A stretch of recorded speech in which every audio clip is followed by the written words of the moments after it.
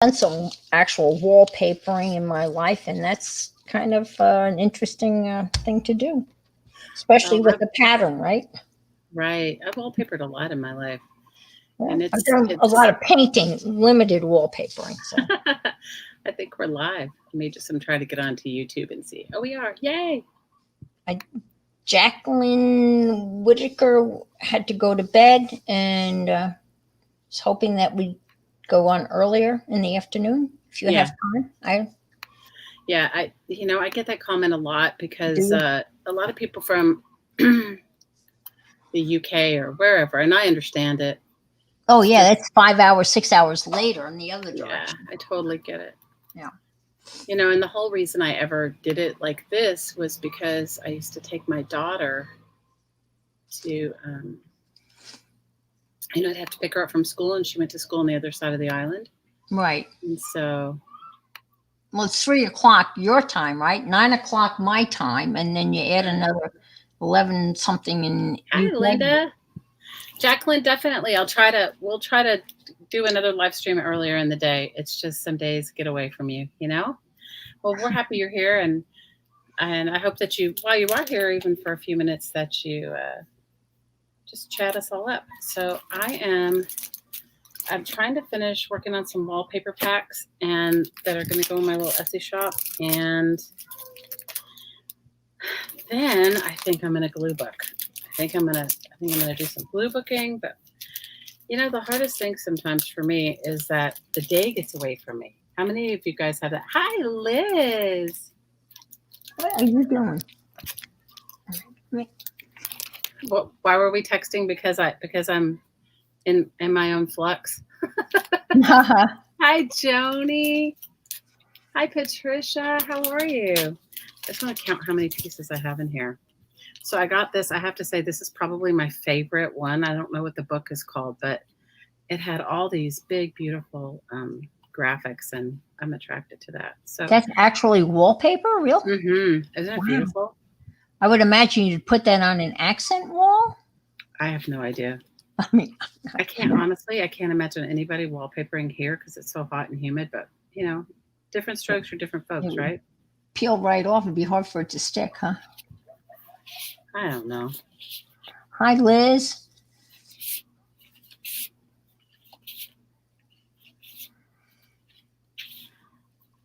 I'm going to work on I finished the ICAD book, so that's done. Did? Oh, good. We have to have a flip through. Jacqueline says she wants to know, she says she wants to talk about junk journaling. Sure. And she says she wants to know how to decorate an October junk journal. Jacqueline, you can go online and see like how everybody else does theirs. And there's so many different styles of junk journaling. But for me, decorate it the way you want to have it. It's your journal. So if you want to draw in it, draw in it. If you want to write in it, write in it. If you want to, I'm not a big fan of telling somebody how to do something. I think you got to find your style. Does that make sense? I don't think there's even a solid definition for a junk journal, is there? Other than, I don't know. I think they're created just to be like, okay. For me, in my world, it's like a catch-all. Like a smash book in it, I'll journal in it, I'll draw in it, I'll paint in it. But you can do your thing. Hi, Mary Lou. Anna's saying hi to all of us. Hi, APG. But you guys pipe in and give Jacqueline the 411 of how you guys would decorate your junk journals. That's a good, yeah.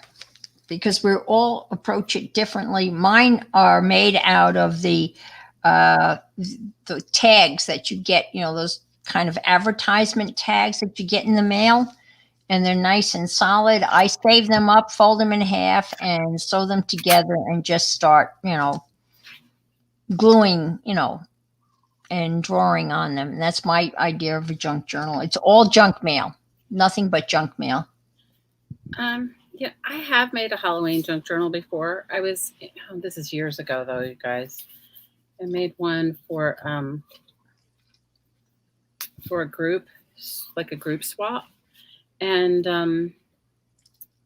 I don't know. I don't have a lot of Halloweeny things. So what I did was I took some drawings and things that I'd made myself Hmm. and, just put them in there as embellishments or cut them up. Or I think I copied a bunch of them. I scanned a bunch of them and printed a bunch of them out. So had my own drawings on the pages.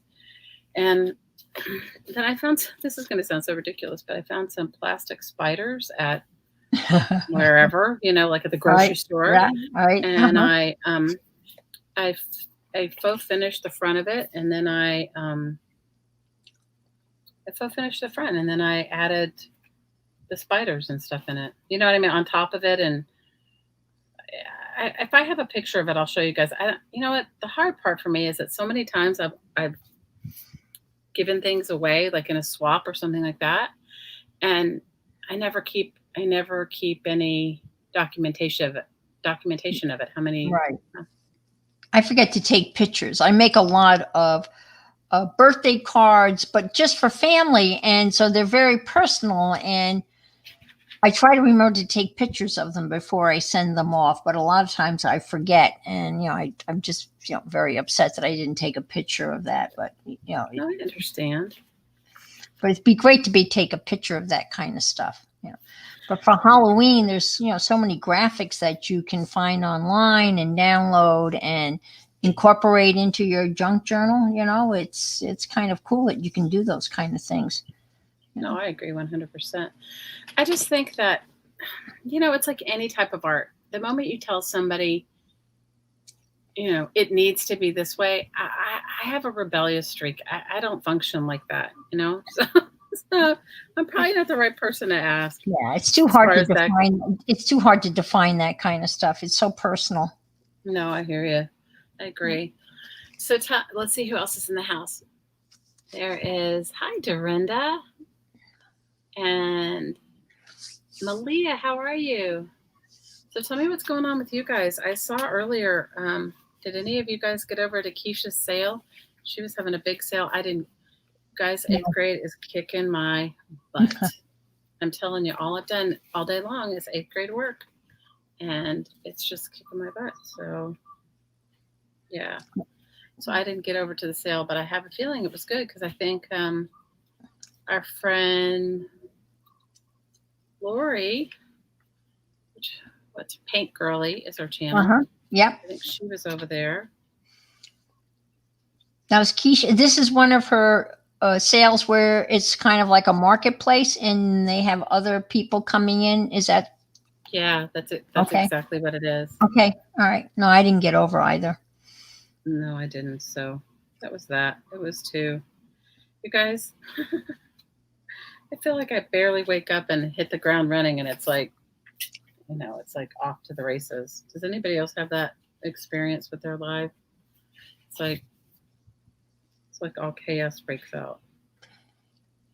Well, your life is probably a little bit more chaotic than most of ours. My life is, the chaotic level has toned down considerably, and I'm okay with that.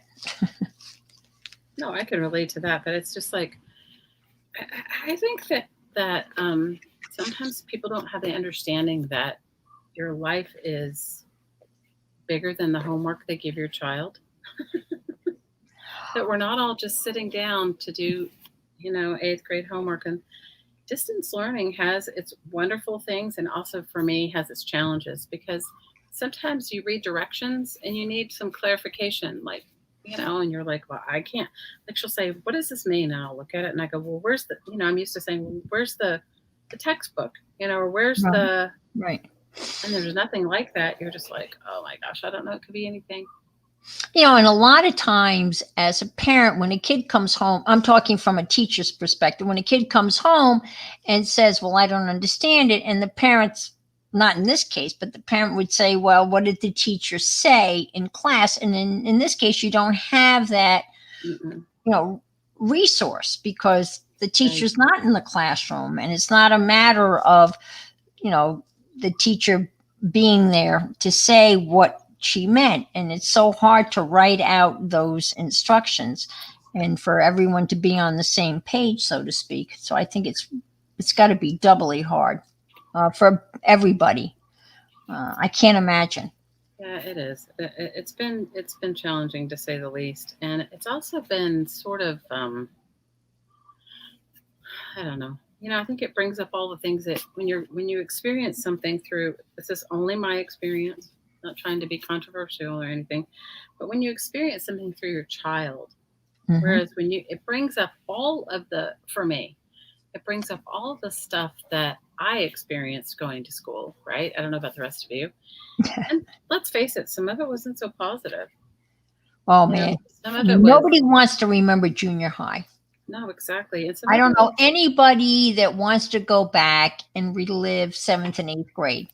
yeah, you and me either. Uh, you Yeah, know, it's a rough at time. graduations, I would sit through graduations, and the seniors would get up there and talk about their great high school teachers. Nobody ever mentioned the junior high because that's a 2 years or 3 years of your life you just as soon forget. It's so painful on so many levels. Oh, and you're so correct. Well, anyway, let's see what they said. So Dorinda saw Michelle, her part. I didn't get over to see any of it. I'm sure they had some great treasures, and I missed it all. And did anybody else get over to Keisha's sale? No, I didn't. I got trouble on Amazon. I got in trouble on Amazon, so I'm already. You're in trouble. Well, I bought a small, I guess you'd call it a crafting sewing machine, Oh, cool. and it arrives tomorrow, and I mean, I never really sewn, and I've watched a lot of people that are sewing paper and pockets, and so I thought, well, we'll buy a little sewing machine. So my only advice, because I've been a sewer for a long time, Right. is learn your machine. Not every machine threads the same. If you can thread your machine, you can Okay. do anything. And you just and try not to move it as much as possible because yeah, okay, so my favorite machines, if you're gonna I'm kind of a sewing machine snob, and I Okay. don't and they're not expensive, the ones that I use, but my favorite ones are usually the older ones, like they used to have something they called a featherweight, a Singer featherweight. I think Oh, okay. they Okay. came out in the 20s. Oh, And they wow. and they weren't actually light, but they were lighter than a home machine. Because think about this, anything with a lot of moving parts, the more you move it around, not great. And especially for a home sewing machine, because now they make most of the parts and bits and pieces out of plastic Yeah. and not metal. Yeah. So I would say find a place in your home, stationary, that you don't move it around a lot. Okay. Get to know how to thread your machine, and then practice your stitches. Practice it on fabric first and then on Okay. paper. I mean, Oh, really? paper, Okay. Okay. Fabric first, then paper. Okay. that's what I would do. I would just get some cheap muslin. Hi, Aunt Beck. She says she has a dressmaker from 1982 and she's a Oh, workhorse. wow. So I have currently 3 sewing machines. Now, when I lived on the mainland, I had about 9 or Oh 10 my gosh. Well, I because, knew you were a you'd real sewer. find, Yeah. well, no, it's not that. It's just that you'd find one, like I had this really old, it was like a 1930 or 40s old Singer, and it was like a big green sewing machine. It was like beautiful, beautiful color green, like a mint green kind of. That thing could sew leather, denim.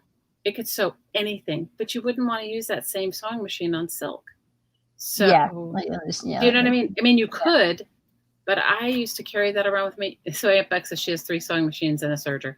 Aunt Beck, And Liz I just said have it's I all have fun 3. and games until the bobbin runs out. Okay, Okay. right. I have 3 sewing machines and 2 sergers right now, and I bought a used sewing machine. I bought an old Elna, and I think it was, I don't know what year it is, and it sews great. And then I have a Singer Industrial, and then my youngest daughter started quilting at school last year, and she made the most beautiful things. And so for Christmas, I bought her a really nice Brother. It's like a higher end sort of quilting machine, Uh-huh. and I don't know if she's even sewn on it, but I have.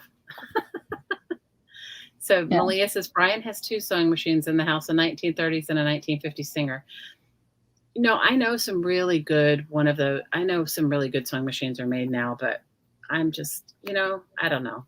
I'm not telling you not to get one new, but I know that the more you move around, like one that has lots of plastic bits and pieces, the timing gets off, and and generally you have to service them a little bit more. Well, Night, Jack. Night, I'll put Jacqueline. I one. hope you're good.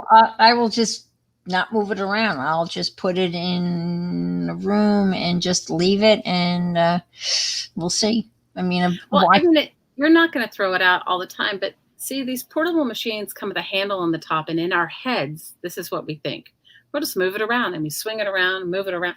It's not meant for that, So you can you can sew on it for a long time, and you got to clean them out. That's the other thing. They get lots of lint in them. You wouldn't think it does, but it does. Okay, let's see what everybody's saying. Hi, Laura. Laura Vasquez is here. How's your packing going, Aunt Beck? All right, my prayers are with you, girl. I'm going to be behind you, not too far in the distant future. Yeah. And so Dorinda says it's addicting, Anne. She loves to sew paper. Okay. All righty. And I've watched Aunt Peck, and I've watched the Bohemian crafter, Ava. I mean, she does a lot of sewing of stuff, and it just always looks so cool. So Aunt Beck says she has a white quilter star. That's a machine, and the reverse lever broke, and the replacements are not made anymore. Oh, Aunt Beck, isn't that the truth? It's like you find something you really love, and yeah. Well, yeah. I don't have a whole lot invested in this, so that we'll see, right? Joni, what did you say? You bought a crafting sewing machine? I missed it in the chat. What did you say? You said something about a crafting sewing machine. Well, that's what I searched for a crafting sewing machine. I don't even know whether there's such a thing, but I'm assuming there's, for not to do heavy duty crafting. I mean, sewing, but just for crafts. But right. So I searched, the top 10 or whatever. And I can't even remember now what I bought. I looked at a brother, I looked at a Singer, and it was on the lower end. It wasn't either one of those. So, well, the bad thing now is that most of our major, I'm not saying like Husqvarna is a different type of company that they make all kinds of things, but most of the ones now are not made in America. Most of the parts are made. Right. And, I'm not saying it's bad, but, it's not. Hi, Dawn. How are you? You guys, I haven't gotten to watch hardly anything this week. I did not get to watch. I got to watch a little bit of APG before I started my 8th grade homework today. Got to watch a little bit of her Art Joy of Sharing video, and then I got called to proofread, I don't know, something on colonialism. I can't remember now. It's been ridiculous. So Aunt Beck says, Scott has 2 more weeks, and then you're done. So, girl, we're sending you lots of love. She says her old gal works her old sewing machine. Now, doesn't Scott have a job, like a part-time job teaching? Isn't that what you said a while ago? I can't remember. I thought you mentioned something like that. So Joni says she got a mini sewing machine. It won't sew big projects, but it'll sew paper. That's good. There's this lady on YouTube. Okay, I love her. Let me see if I can find her channel. She is probably one of the most creative. So she sews clothes. Okay, so oh my gosh, what is her name? Why can't I think of it? Can I just say, don't buy one of these, because this is just a piece of whatever. Don't buy one of what? Look at the thing. Well, it hasn't come up on YouTube yet. Oh, one of those. Yeah, I've never had one. So oh my God, it's handheld, and it is just a nightmare. I mean, I figured out how to anyway.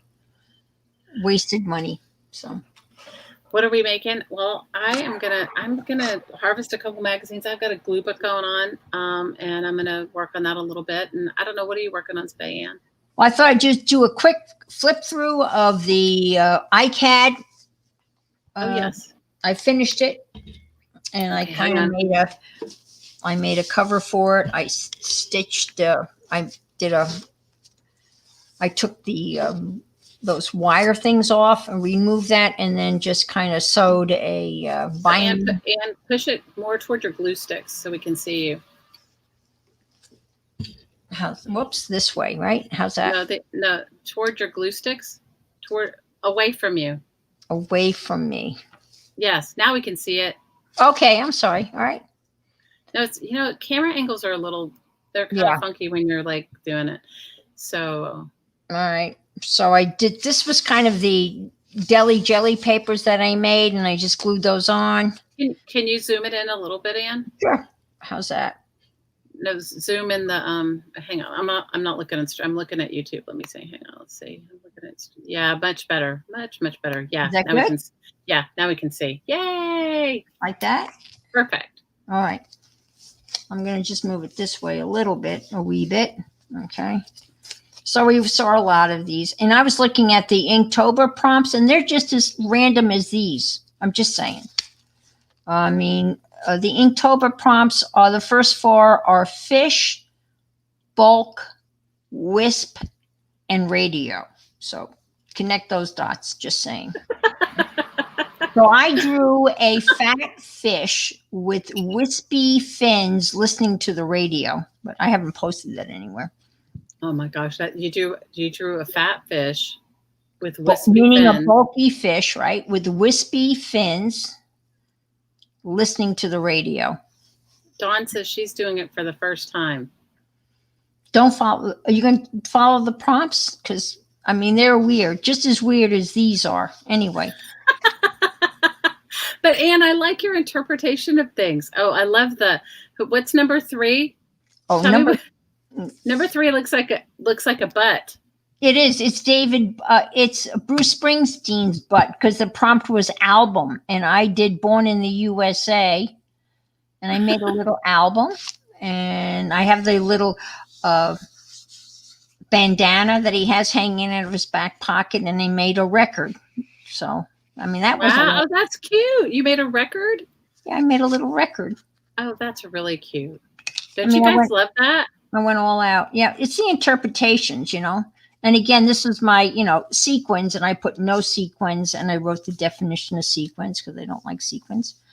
And Dawn says she did a bulky hulky for Inktober. Oh, okay. All right, bulky hulky. Okay, that's good. Right. Malia's saying, ooh, Anne has the booty.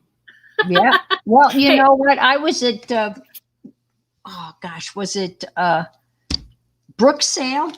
I can't remember, but I won I don't know if anybody was there, but this is the weirdest thing. I won this was the quickies. The newest thing for correspondence. Oh my God, the quickies. Turn it the other way. That's perfect. Now we can see it. Oh my God. And this is a quickie card. And I guess you can get them with your name on. It was the newest way to correspond with people. And it's called Just a Quickie.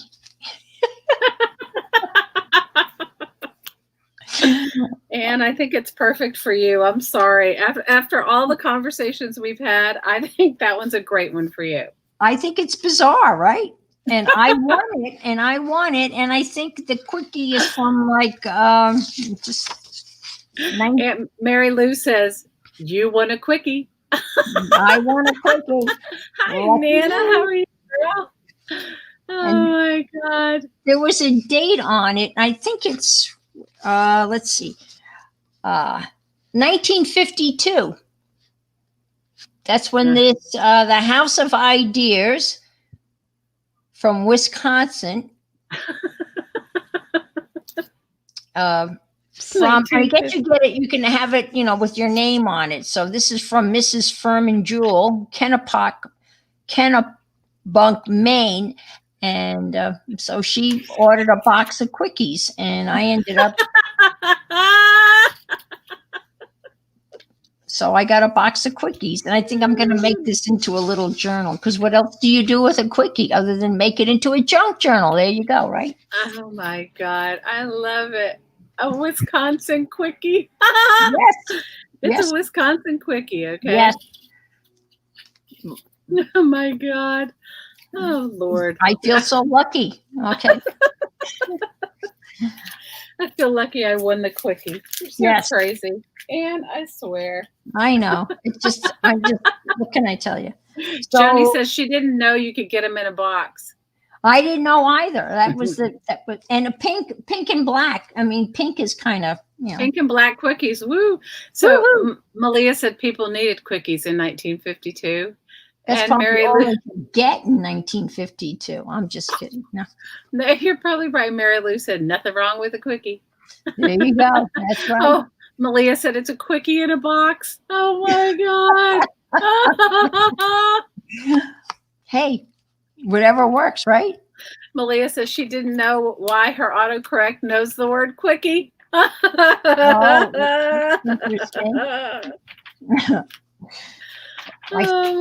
But I won that. So, I very rarely win anything. So I won a quickie from. You need to write that in a journal somewhere, Anne. So when your sons find it later on, today I won a quickie, they'll be like, what in the world? What is my mother up to? Oh my gosh. My mother won a quickie. Yeah. That would be, I would rather not have the conversation with them. So. But Anne, it'll be long after you're gone when they find it. That's true. So here's our infamous quickies, David Bowie. It kind of all goes together, right? So, and so this is all of the ICADs, and we've been working on this, and I got it all into one book in one place. And I'm happy with the way it turned out. Let's go a little slower so we can all see the pages. Oh, I'm sorry. You're flipping too fast. You're doing too much of a quickie there, Anne. So tell us about number 20. Is that number 20? Okay. That's an anchor. And this is terrarium. This is just a scribble. I love your terrarium. That's a good one. Yeah. I used little glowy pens, gel pens. Oh, nice. This is my cappuccino over here. I like your cappuccino, Anne. Yeah. And the next one is bougainvillea, and I tried to draw one, and I'm not that good at drawing. So this one is I think you're pretty good at drawing. I enjoy your drawing. Oh, thank you. This is souvenir. So I did I love, the T-shirt. I love New York. Oh, that's really cute. And I think this is wind chime, as I recall. Oh, that's nice. I like the wind chime. And I like how you did the background pages. They came out great. Yeah, I did a little early on. I was following took a mini course with Seth Apter. And I was kind of following how he did his background pages, which is pretty fascinating. So some of this is kind of a little Seth Apter-esque. I like him. He has such a good attitude. Oh, my God. He is such a sweetheart. He's so easy to learn from and to watch. So it doesn't hurt that he's from New York either. No, that's true. That's true. So this was week 5, and I have citrus where I punched out little oranges. And this is my interpretation of an arcade. And this was earrings. And this was font. So and this was periwinkle. So, and then board game. I did Monopoly. And then lantern. Again, how do these relate? Board game to lantern. There's no relationship at all. Yeah, but you know what? Maybe we don't know how she chose it. Maybe she sat around with some of her friends one night and they were all just drinking and playing a drinking game. They were all stoned for sure. Hang on one second. Yeah, let me see. So while we're chatting with Anne, you guys, if you find one that you really like, that you say, oh, I want to hear the story behind it, put the number in the chat and I'll ask her about it. Okay. Yeah, some of them have some stories. And this is the great wave of Kanagawa, which is a classic, Japanese print. But anyway, that's what I did for Ocean. They are really gorgeous. Malia says, Anne, these are really gorgeous. And I agree with you, Malia. I appreciate that because I'm new to sharing my attempt at art, so I appreciate, your support. This is Rust. Oh, I This like that. this is Mirage, and I'm thinking that she's, this is like she's in the desert, and this is like water. I don't know where, anyway, I was trying. I Uh, like it. The rust as a hinge. yes, the I rust is like the it. hint. I Yes. like it. I did I think I used some rusty paint or something. Oh, And cool. gradient, I just did the colors. And And they're cinnamon. really good. You did a great job. And cinnamon. What do you do for cinnamon? So I drew cinnamon sticks and the cinnamon plant, and I don't know. Well, And it looks like you figured it out. It looks yeah, great. there's the prompt was knot, and I did the classic Celtic knot. And those are amazing. There's so many. Oh my gosh, the Celtic knots are just So awesome. many variations. Yeah, it's fate. And so this one was bloom, and these little leaves. This is Mary's melted crayons. I melted crayons in the colors that I wanted, and I cut out little things to make various blooms. Mary is And so talented. oh my gosh. She has really made crayons cool. Don't you think so? Oh my gosh. I mean, it's amazing the artwork that she's producing with melted crayons. It is mind-boggling. It's just So she does amazing work. She's such a good artist. I think she yeah. doesn't even know how good she is. No, she doesn't. And Yeah, I always get inspired. You know what I get inspired most about is that, you know what, she takes on so many different challenges as far as artwork goes. yeah. So it makes you feel like, well, if Mary can try it, I could try it. Oh, I know. And I'm just playing, and she's experimenting and just delving in there with all different types of things, and it's just amazing. She's a really good artist, yeah. and you know what, she's a really good friend, and I really enjoy hanging out with her. And Mary is completely unafraid. That's what Malia said. Yeah, that's a good point. Yeah, she just delves right in, and she just does it. And No, I love her artwork. I every time I watch her, I'm in awe. well, she just starts sketching stuff, and the next thing you know, she's got this beautiful sketch.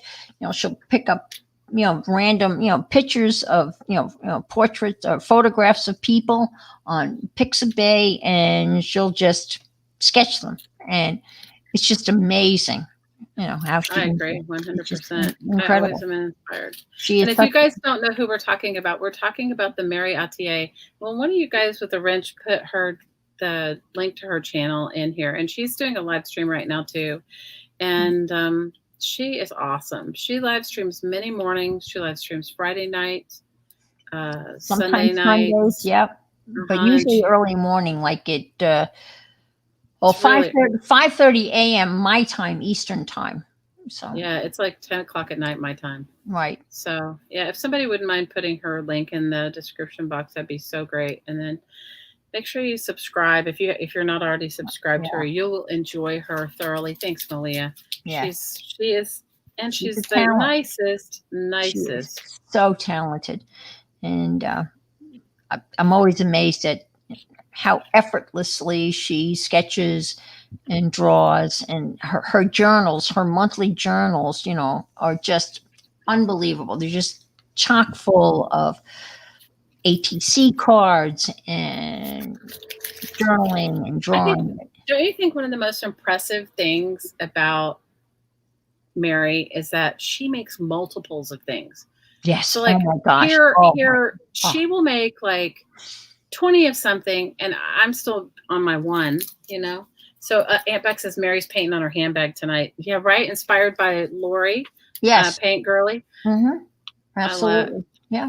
And if you guys don't know her channel, oh my gosh, she can paint, Lori. The bag that she painted on, was it the last hop we were in? The snowman on that bag. It was just so cool. Cool. A lot of talented, Sorry, I didn't mean to interrupt you. Go down the rabbit hole. You guys, can you tell I'm having like a little ADD today? Having my little ADD moment. Well, you're today. feeling a little unraveled as my next Aha. aha. No, not unraveled. I'm so glad it's Friday. I Yeah, am so glad it's Friday. That's all I can say. Straight out. It's Friday. that's how I used to. Yeah, I get it. Next prompt was unravel. And so I did some twine that I unraveled. And anyway, so here is a diagram. Simplify. I went from a complicated fish to a simple fish. Pencil and confetti, and orchard. And then we move on to pinwheel and a blueberry and orbit and New Jersey. I love how you did it. I think it came out great. New Jersey was an actual prompt. So how do you go from orbit to New Jersey other than people that live in New Jersey or I don't know. I don't know. That's a good question there, Anne. That's a really good question. I don't know. Outline. So I did kind of a crime scene outline. Paisley, and I think that's a good one. I don't think I would have thought of a crime scene outline. How many of you guys pipe in? How many of you would have thought of a crime scene outline? I don't know. I don't think I would have. I know I wouldn't have. Well, again, that's the challenge. And this one I was talking about, I think last week or 2 weeks ago, the prompt was, and this is my dyslexia, I guess, coming in. The prompt for this one was unfold. And you folded it. I folded it, yeah. And I made an origami folded. This is the $2 pantsuit. I love it. I love that. I think it's hysterical. But I think it's awesome. Yeah.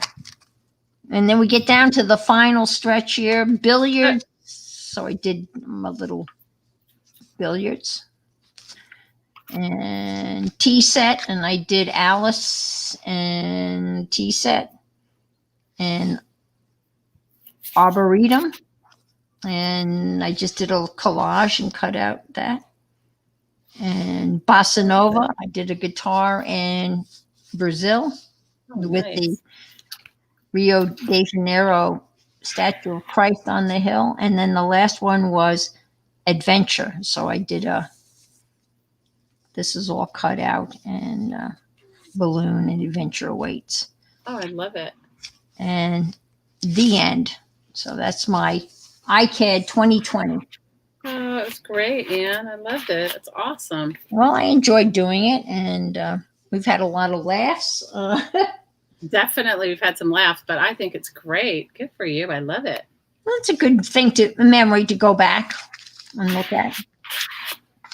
And now I'm working on a black and white journal, and I didn't know how to put it all together. You know, I had ordered, I had won a black and white kit from Shannon Green's auction, and I got some paper and I got envelopes, and I couldn't figure out how to bind it all together. So I did the accordion. I just folded a bunch of cardstock black paper and then glued the papers in, and then I took the envelopes and I embossed them and then ran ink over them. So this is where I am at with that.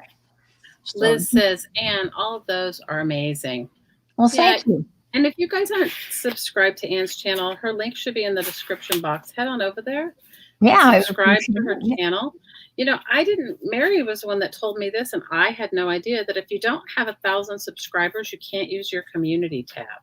That's correct. I had no idea. And I know somebody's going to go, okay, but what's a community tab? Well, community tab is like, you know how we used to get notifications, but a community tab is like a way that you could actually notify your subscribers of anything, like I'm putting out a new video or I'm not streaming today or anything, but it goes out to all of your subscribers.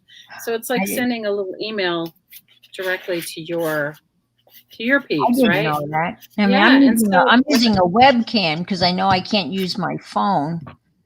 So and so now with a community tab, what you can do is like you can send out the link before your next live stream to the people that are in that have subscribed to you.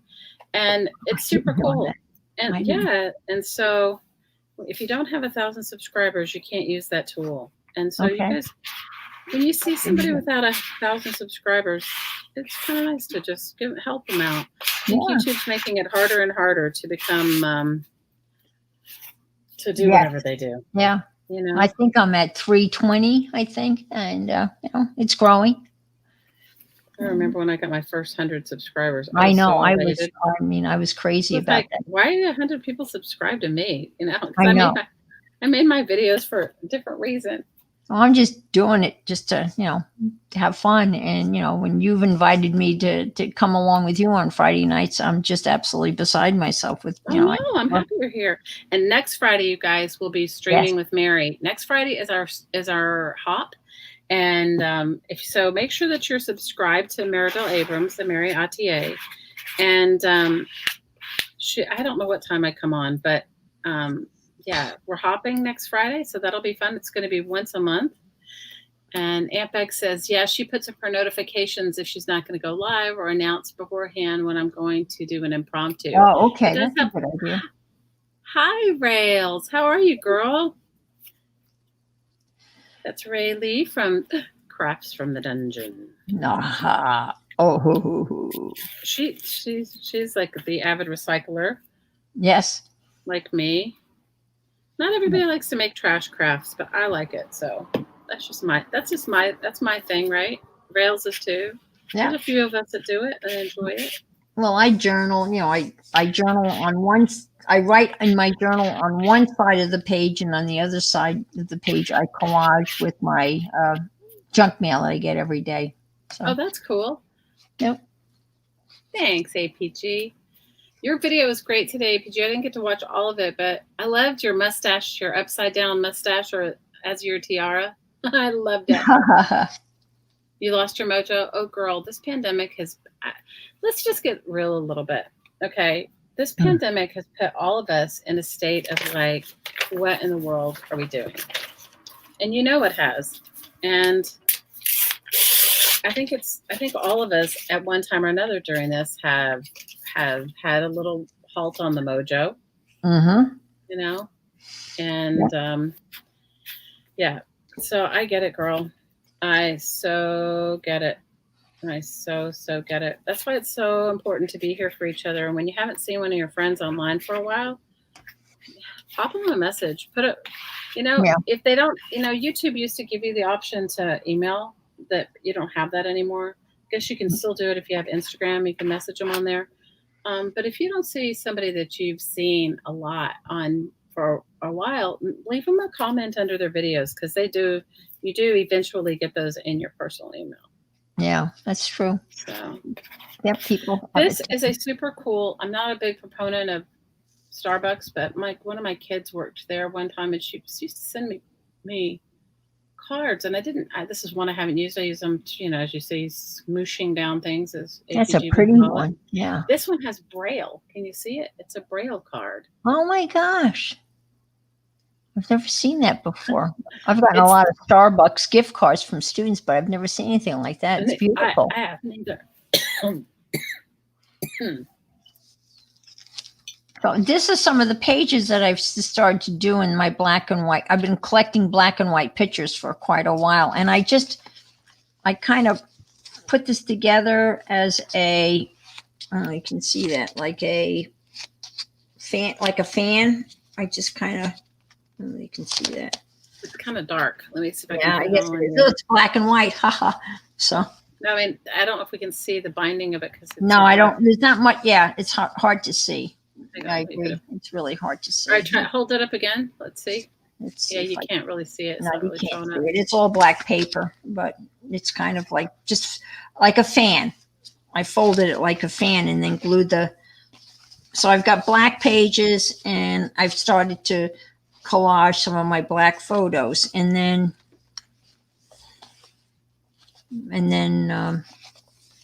it's kind of glossy, so it's kind of hard to see, but it kind of opens. So I like that. I like the way you put it together, and I like what it's looking like.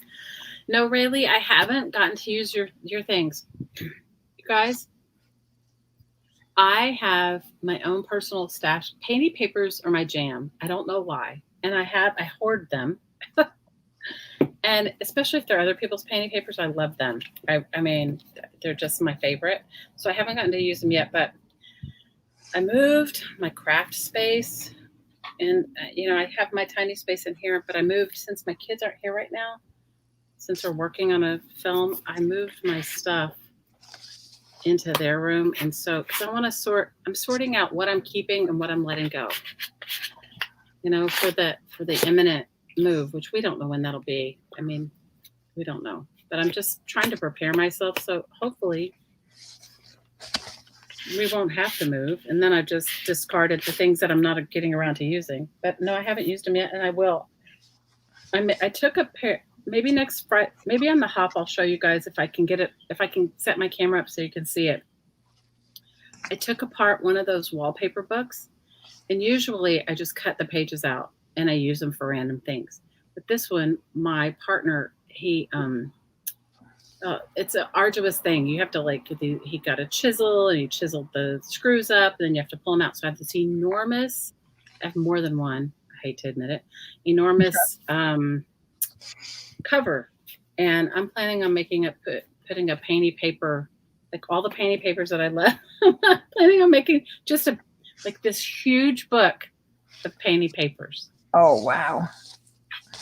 So Aunt Beck says she has to unplug for her mental health, and you have to get out in nature and breathe. Girl, I get it. Yep. But I like that one. What is that an image of? Is that the back cover, or is that? That's an envelope that I embossed with a gear, embossing thing, and then I just ran ink, black ink over it. So it's an envelope, and this is a page that I'm working on right now. So I'm going to be adding Houdini here. I like Houdini. I do too. I remember reading a biography about him. What a fascinating guy. And he thought for sure that, he could come back after death. And I know, right? Remember that story? Yeah. And his wife, crazy. Yeah.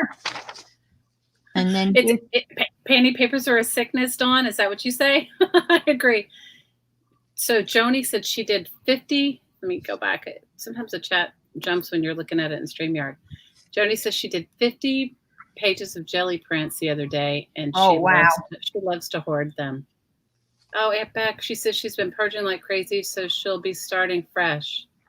Aww. Aunt Beck, we love you. Boxes, right? Didn't I read somewhere that you were getting boxes ready? We all kind of signed up for boxes of your goodies. She said this weekend she'll be working on her catio for her kitties. You're such a sweet cat, Mama. So if you guys haven't gone over to Rayleigh's channel, it's called Crafts from the Dungeon, and she does something like, instead of jelly printing, she calls it a packing plate. Go over and watch her. She makes mono prints on a packing plate, and it's so cool. So cool. Hi, Angie. How are you? So next week we're doing when we're doing our hop, I'm going to work in this book. So I was trying to get some pages down for the backgrounds. Not that it'll stay this way, but I did these painty papers, I don't know, a couple weeks ago. And I decided, and this is like a children's board book that I took apart, that I took all the glossy things off of. Mm-hmm. Well, I signed up for next week. I said I was going to do, and don't ask me why, I just said I was going to do a Poe page. And Poe has nothing to do with Oktoberfest, but I felt like doing a Poe page. So I'm doing a Poe page, in honor of Edgar. Oh, in honor of Edgar? Yeah, as in Edgar, yes. So. Beck says boxes are still sitting and waiting. She says she's just closing her old screen porch with a garden fence. Oh, Beck, we can't wait to see it. So, Beck, are you still selling your boxes, or are you POW? Are you totally sold out? POW means finished in Hawaiian. It's like the slang for Done. And I Okay. forget. So are you all finished selling your boxes, or do you have more?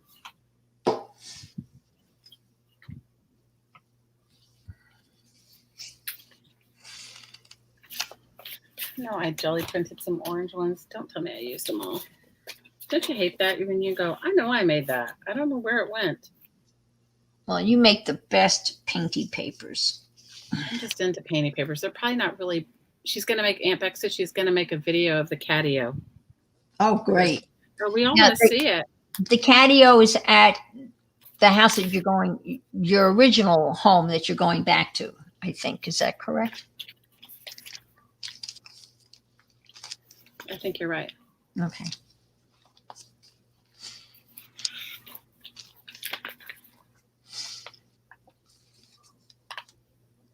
Oh, maybe next week I'm doing tags or something. I don't remember what I signed up for. I think you did say tags. Because how do you like this? Isn't this picture great? I don't even know what magazine I found it out of, but isn't that cool? This picture. It's really.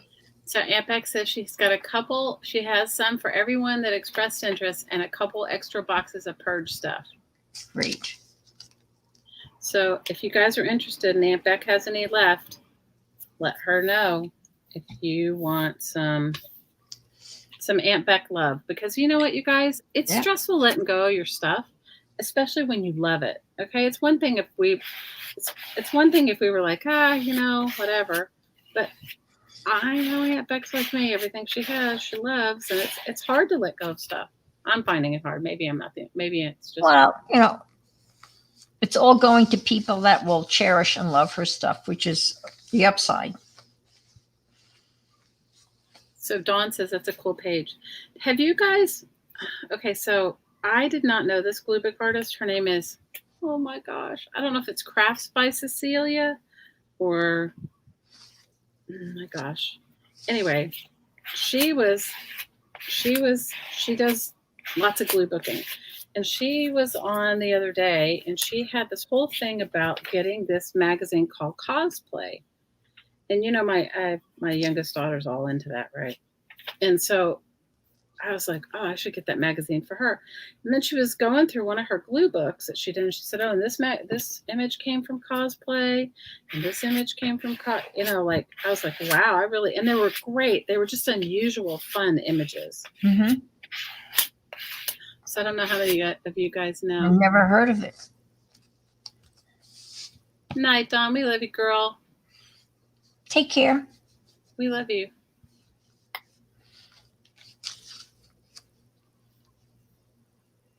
Do you guys know who I'm talking about? No, never heard. Cosplay, spell it. Cos? Like Cosplay. Let me see if I can find the lady's YouTube channel. You guys, I swear, I think I have I don't want to say ADD, but you know what I mean. I think I'm like, okay, well, and what I do is I'll have a playlist on my TV and be doing, because I've been purging and going through all my stuff. Okay, let's see. Where is her video? Looking at my thing, and it looks like Keisha's still selling. She's got a whole bunch of people in her house selling. She's still selling. Wow. I don't know who's on for tonight, but wow, selling. Oh, COS play like cost. Mm-hmm. Oh, like costume. Gotcha. Yeah. APG Jamie just kind of explained it. Where is this woman? Don't you just hate that when you're like, it was on my playlist. I heard it. I didn't get to watch all of it, but. Oh, that's right. Because your youngest daughter, wasn't she dressing up for school in the morning? She's still doing it every day. She puts on. Okay. She puts on. If she'll let me take a picture of her, I'll Is this for history or for what class or? No, she just does it for herself. Good for her. Just to. Well, she's stuck at home, like the rest of the world. Right. Well. And. That's awesome. She's stuck at home, and. She's making it entertaining. Mm-hmm. Or interesting. She totally is. And she is so, she's, Yeah, I mean, I'm sure if they ever head back to school, we found out we're definitely not even going back to school until after possibly they'll do what they're going to call hybrid. Yes, that's what they're doing in a And lot of states. Yeah. Yeah. So I found her channel. Let me see if I can link it. Let me just find it. Okay, share. And my I don't. grandparents, they're doing hybrid in Utah. So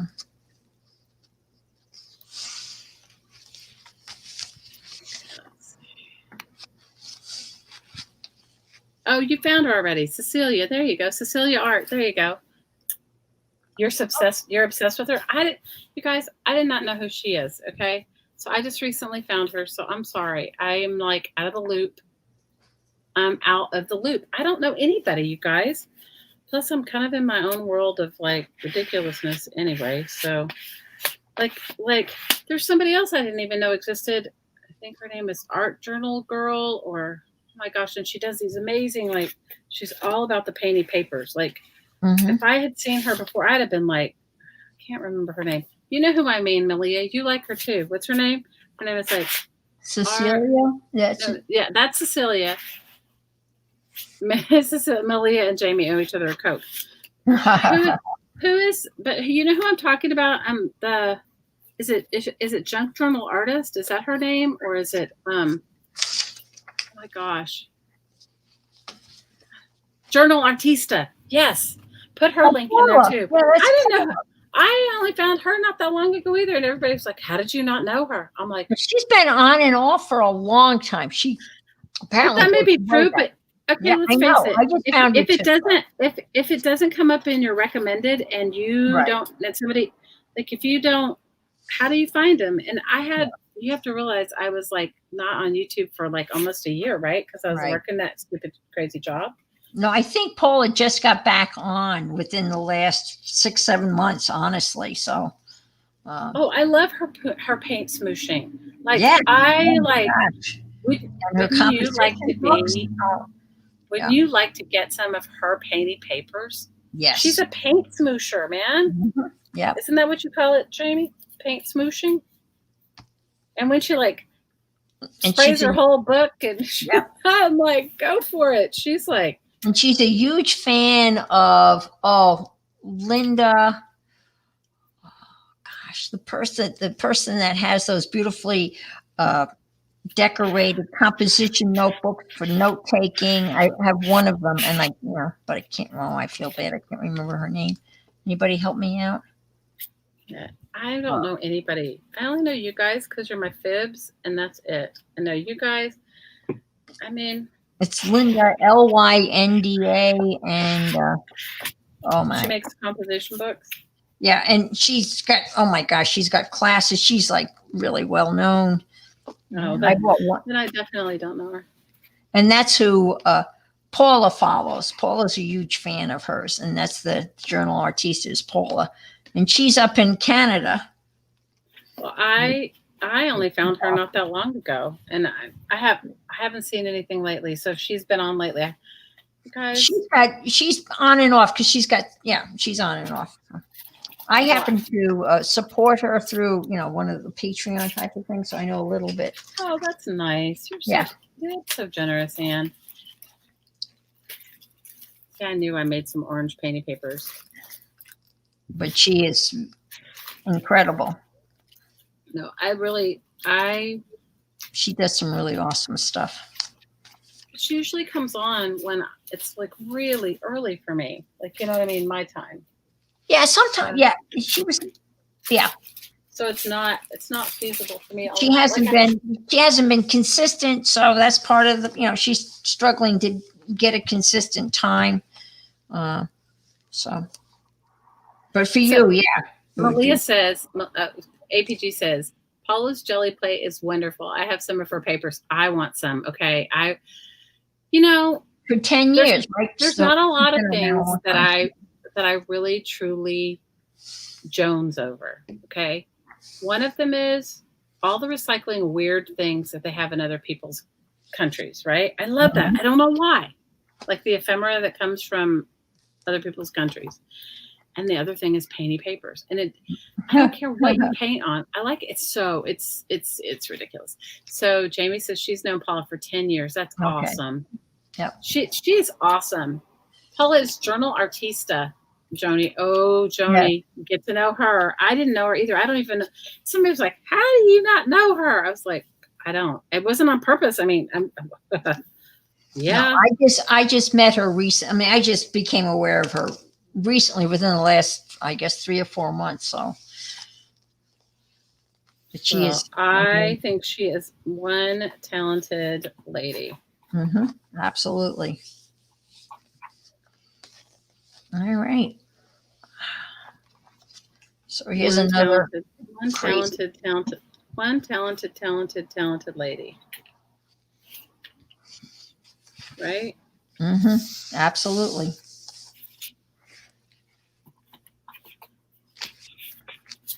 I mean, what she does with a simple composition notebook is like magic. It is magic, absolutely. I mean, she inspires you to like want to get all your composition notebooks out and just dip them in some Kool-Aid. Yeah. She's awesome. I used to buy them, at Walmart when school would start. You could buy them for 50 cents a piece. So for $5, you had 10, composition notebooks. I'm just getting into the last ones. I usually journal in my composition notebooks. I alter them. So. All right, I'm going to go this way. Yeah, Paula, I mean, those are, Malia, these are images that I literally have been collecting for years. And I just, keep on throwing. Every time I see a black and white image, I just toss them into a bin. And they come from, all different magazines. And every time I see a black and white image, I just toss them. Yeah, so composition, yep, they're 50 cents at Walmart. Mm-hmm. You can't go wrong with that, right? And you can get them sometimes that or cheaper at Target as well. So Mary Lou says sometimes she loses track of a channel because YouTube takes them off notifications. Yes, and sometimes they take them out of your subscribers. Like I was subscribed to this lady who makes the most outrageous art quilts, you guys. And you guys know my love of fabric and quilting and all that stuff. And I hadn't seen her in a while and I started getting worried because she's older. And I was like, oh no, don't tell me she's not here anymore. And then I started obsessing. And then I couldn't remember her name because you only know somebody by like the Artful Dabbler or whatever, right? That's true. Uh-huh. And I'm like, oh my gosh, what's her name? And I'm like searching. And I go, I know I'm subscribed to her. And YouTube, I had been subscribed to her long before I even had my own channel. And YouTube had unsubscribed me from her. And I don't know whether it's maybe because I hadn't watched her in a while, but I think that's stupid. I mean, if you subscribe to somebody, that's a choice you've made. Yeah, YouTube does a lot of weird stuff. And, Mary's always saying stuff like that. Mary has a lot. She says they take away her subscribers. Yeah, see, you guys, I wouldn't even know because I wouldn't either. Well, I mean, I don't even notice that. I mean, I wouldn't notice that. Right. Malia said she learned from watching Paula.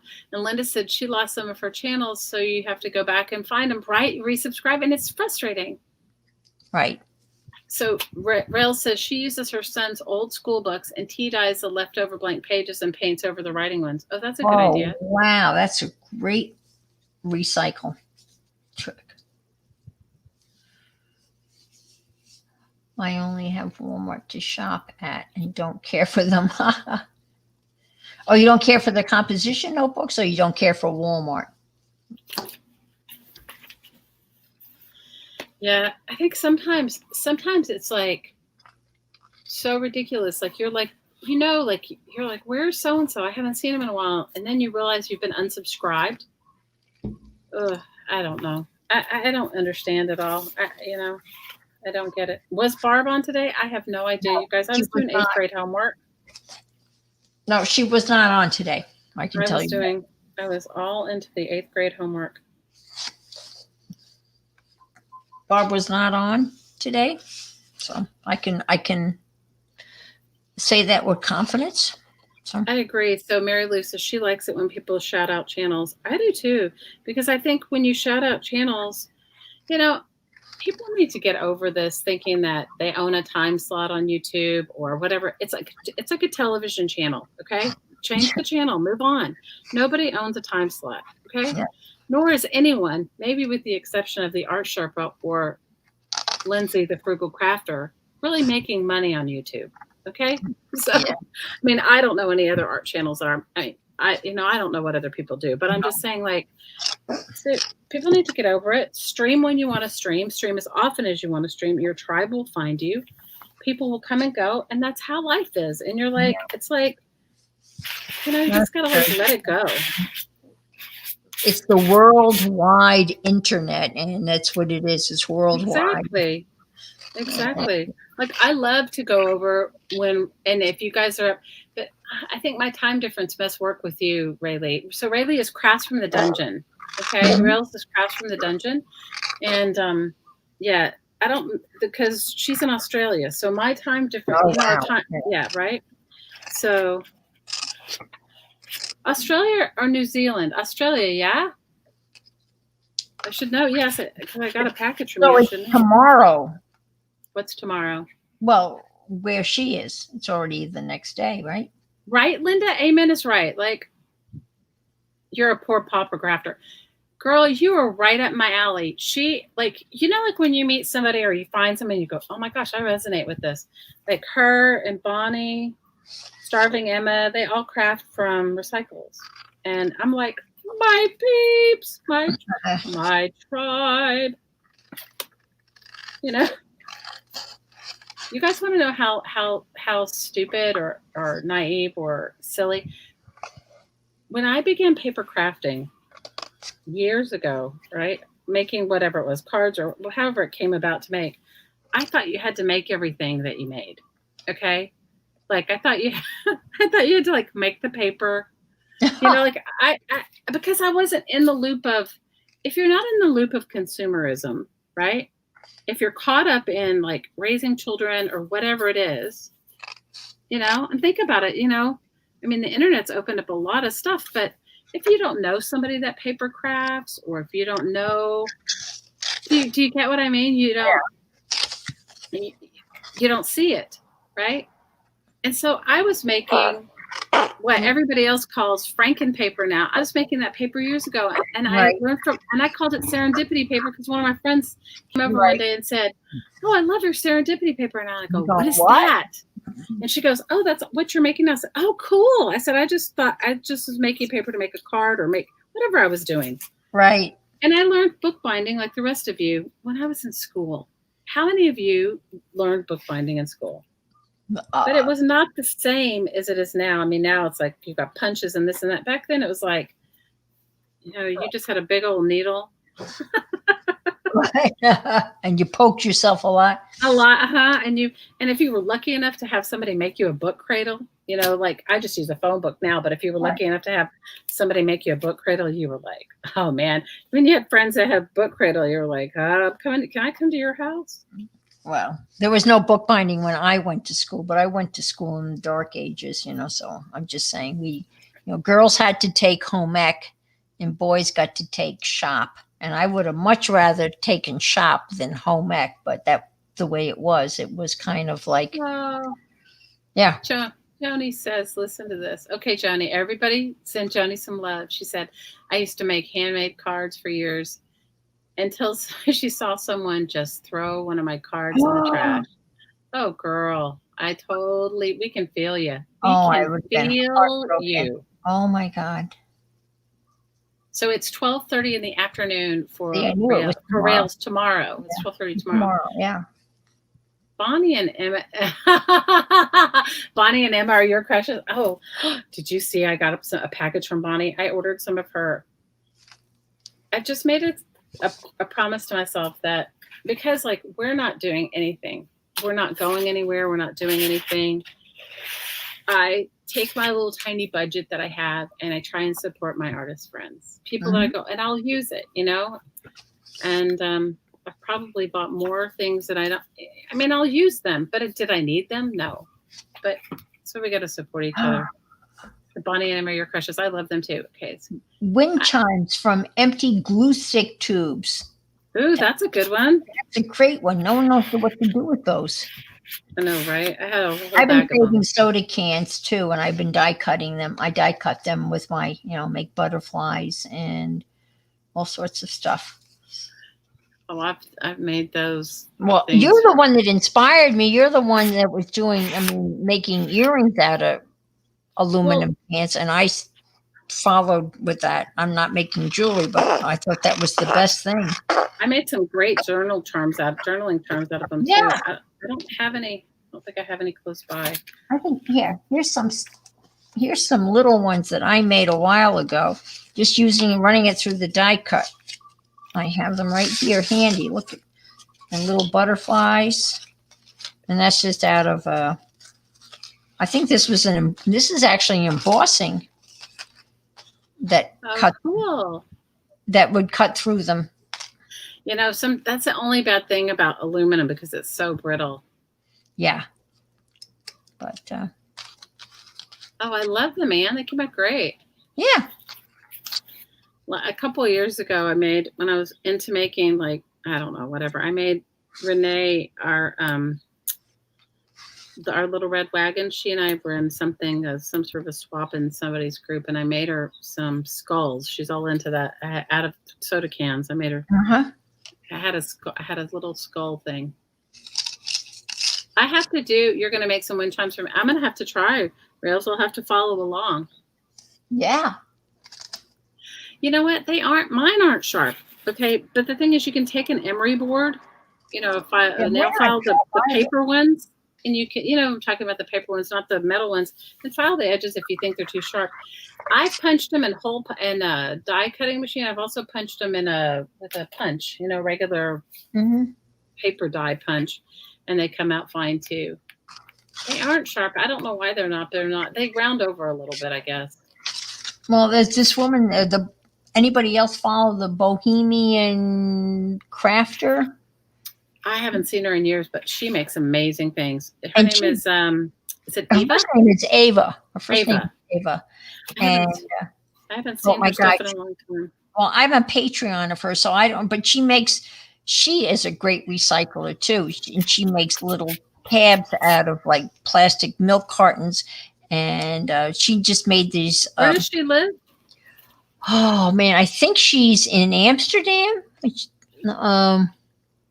I think she's from Amsterdam. I think she's Dutch. I saw her years ago. She made the most amazing lap book thing with cigarette packages. She's a great recycler. Yes. And I was like, oh my God, that is so brilliant. I mean, I don't smoke, so it wouldn't be. But she makes, you should see some of this stuff. And she takes regular envelopes and she does all sorts of little clever things. And she was making, she had a die cut that made book plate frames. Ooh. And I didn't have one. So I was using a tag die cut thing that I had and out of my aluminum cans, and I was going to use that as the book plate and trying to replicate what she had done. But it's just amazing so I made a whole bunch of these out of aluminum cans. Those look great. And so that's the next project. But she's pretty remarkable. She makes some awesome stuff. But I was just using, these are just the tag, Tim Holtz tag thing, and out of aluminum cans. And they're really not, I guess it's amazing how dull they are. As you were saying, they're not really. Night, Linda. You leaving us, girl? We love you. You guys, how many subscribers do you have now? Linda, she was trying to get up to 200. I don't know. I have to go look. You guys, this week has been, hey, Al. This week has been, can I tell you, this week has sucked a big toe. Okay. I'm serious. My whole week has gotten away from me. I had all these grandiose plans and it didn't happen. Okay.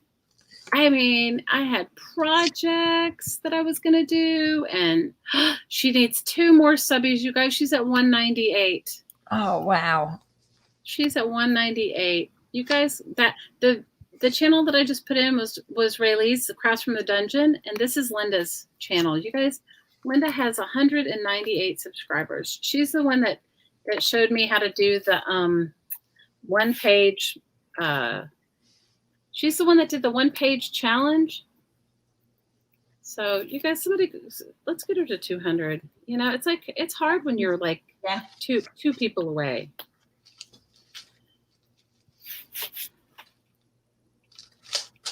I'm going to show you. How are you, Elizabeth? Did you have a good week, I hope? Like, I saw, like, after the fact, I'd missed Laura. She'd streamed a bunch, but it was not in my time zone or whatever. I missed it. I missed, I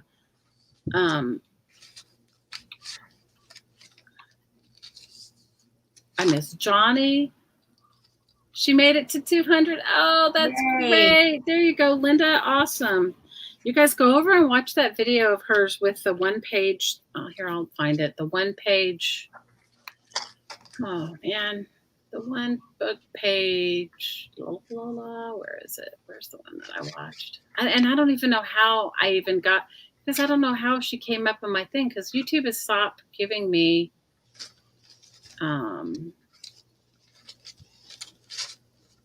one page, one magazine glue book. Okay. This is cool. This is the one that I met. And then I did my glue book, but I did all my whole glue book out of one magazine.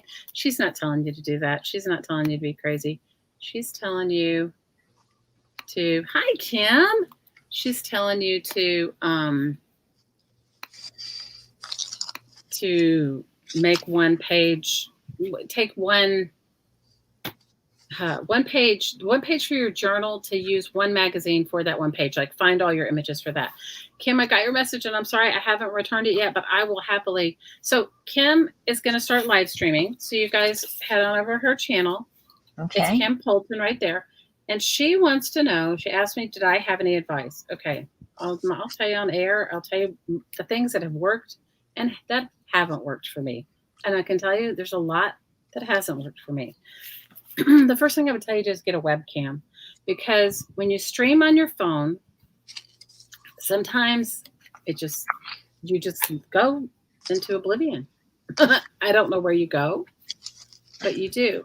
And you also can't, I guess if you have an iPad and you can read your,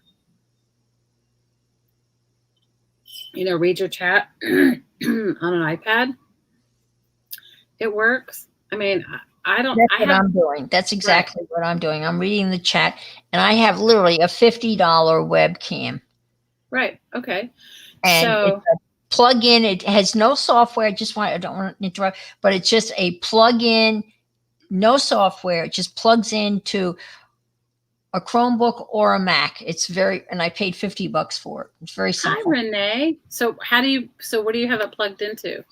Right now I have it plugged into a Chromebook, but I can also plug it into my MacBook, and there's no software. I just literally plug it in, and you hit the thing and you just pick that over the webcam. I mean, over the, the built-in camera on my Chromebook, and look how clear this is.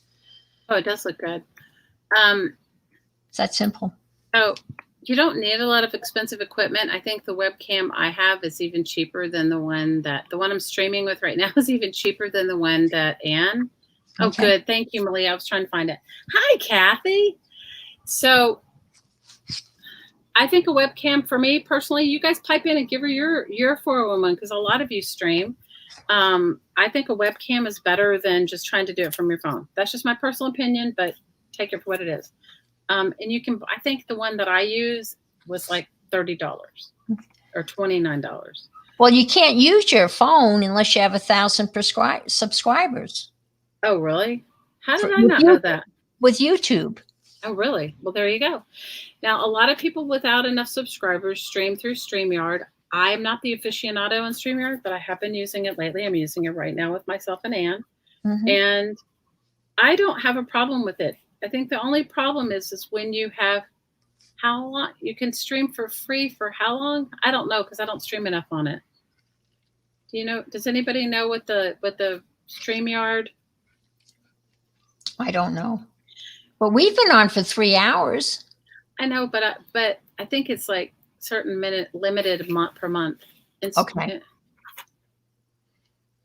Okay, so Elizabeth says she streams on her iPad and she reads her comments on her computer. Bye, APG. We love you, girl. Totally love you. So you use your iPad camera? I don't know how. I don't know how that would work. I guess. Yes, she has it on some sort of a stand, and then. Night, Malia. We love you, girl. Night, Jamie.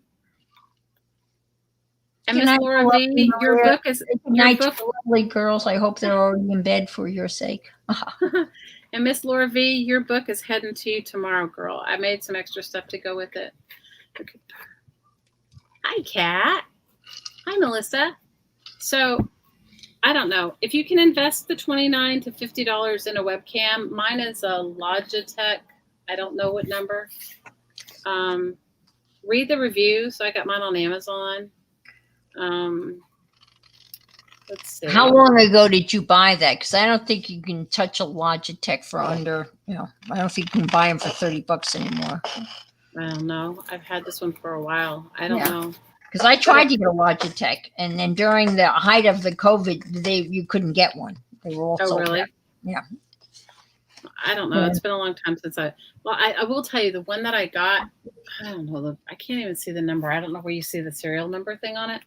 But I will tell you the one I got is better. I used to have another one that was the same Logitech, inexpensive camera, but it was the newer model. And I used to take it with me to work. That's when I was doing my lunch minute. My lunch minute. But you know what? It would not let me use. It was not compatible with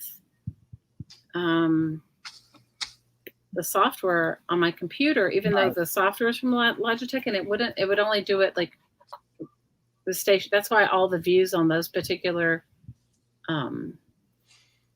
videos are just the same. It wouldn't let me zoom in. So Malia's saying she just looked up, and it's 20 hours per month on StreamYard. There you go. Okay. Awesome. All right. Okay. And then you have to pay, right? And is our lovely Miss Kathy from Kathy's World still here? She can tell you, because she was telling us, I was streaming on Thursday with Miss Kathy and Laura and Care and Jean Peter and Judy, who makes the most beautiful dolls. Laura, thank you. I have to tell you, it made me cry. So I appreciate it more than you know. Laura got one of my painty paper books that I had in my shop. Aww. It's actually an empty book that I painted, and then I was going to put all the papers in it, but there's so many of them. I just cut them up and stuck them in a baggie, and I said, because I don't know if somebody wants them all bent up. Oh. Your dot painting? What are you fretting over? Printer prices? What did I miss? So Renee says all the work at home has driven up cameras, printers, and laptops. That's true. Supply and demand. You got it. Melissa, I'm trying to glue down some background pages in a book that I'm going to work in a live hop in a couple of weeks. So this was a children's board book, and I pulled all the pages out of it, and now I'm just putting just any random. I had painted these. These were I love these pages too. You know, the back of an atlas, like where it just has all the writing, but I painted on them. So I'm just going to put them down as background. They may not, if you've ever watched anything I do, it doesn't always stay. You know what I mean? It gets covered up.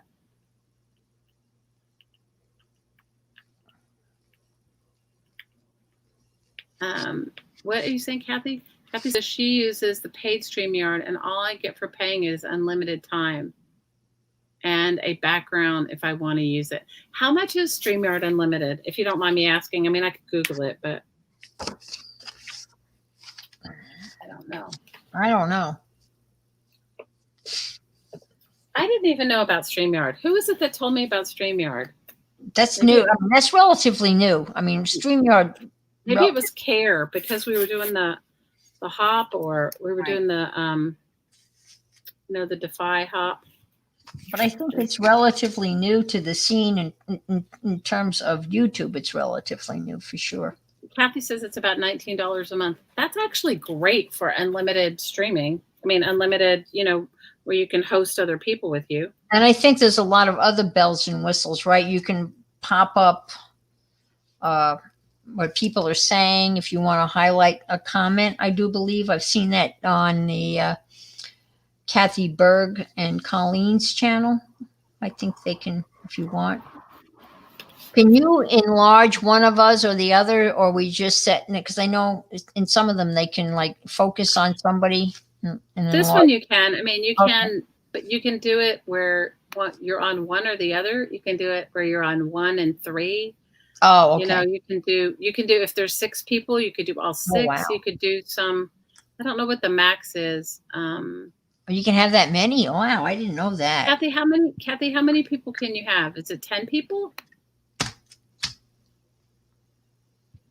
That's Kathy says you could do a lot more with it, but she doesn't even use it.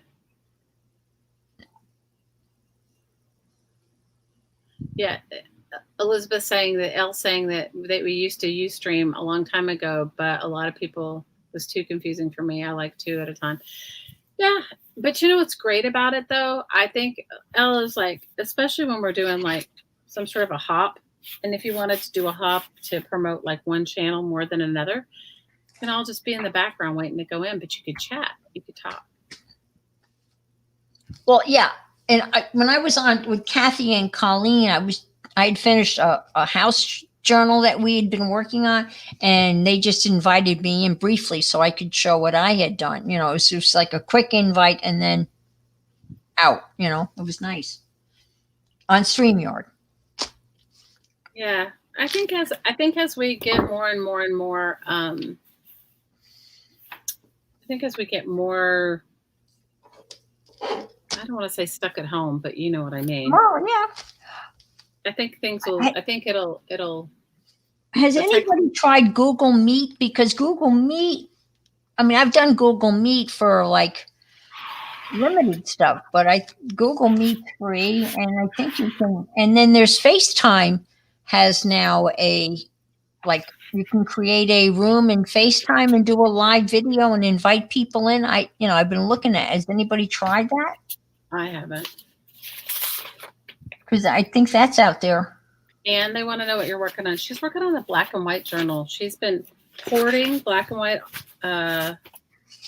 images for a while. Yeah. And I finally made a journal of sorts, and I have embossed envelopes that and I'm just starting to glue them down. And yeah, I love black and white, and it's been cool. So they kind of fold out, and yes, we FaceTime for every couple of weeks. Okay. And you can just like post a link for that, I think, Liz, right? You can just send out somebody a link with FaceTime. No, we've Zoomed with our families, but yeah, I don't know if you can stream. I don't know if you could stream it on your channel. I bet you could though. Yeah, so Rails says that she does. She doesn't have Facebook, and so she uses Skype to group chat and video. That's awesome. Okay. Now, Skype's been around a long time. I think Skype was before anybody else. I mean, really.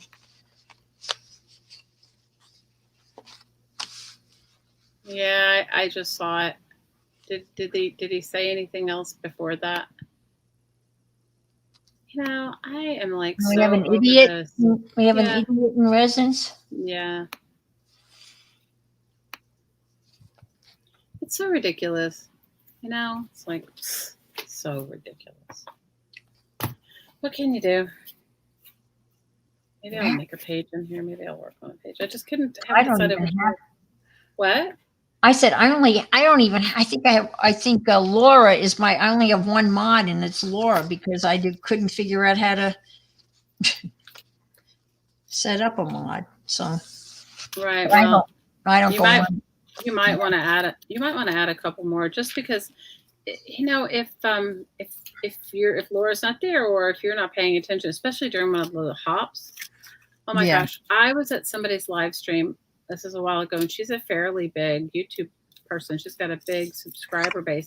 She did not have one mod, and she had more.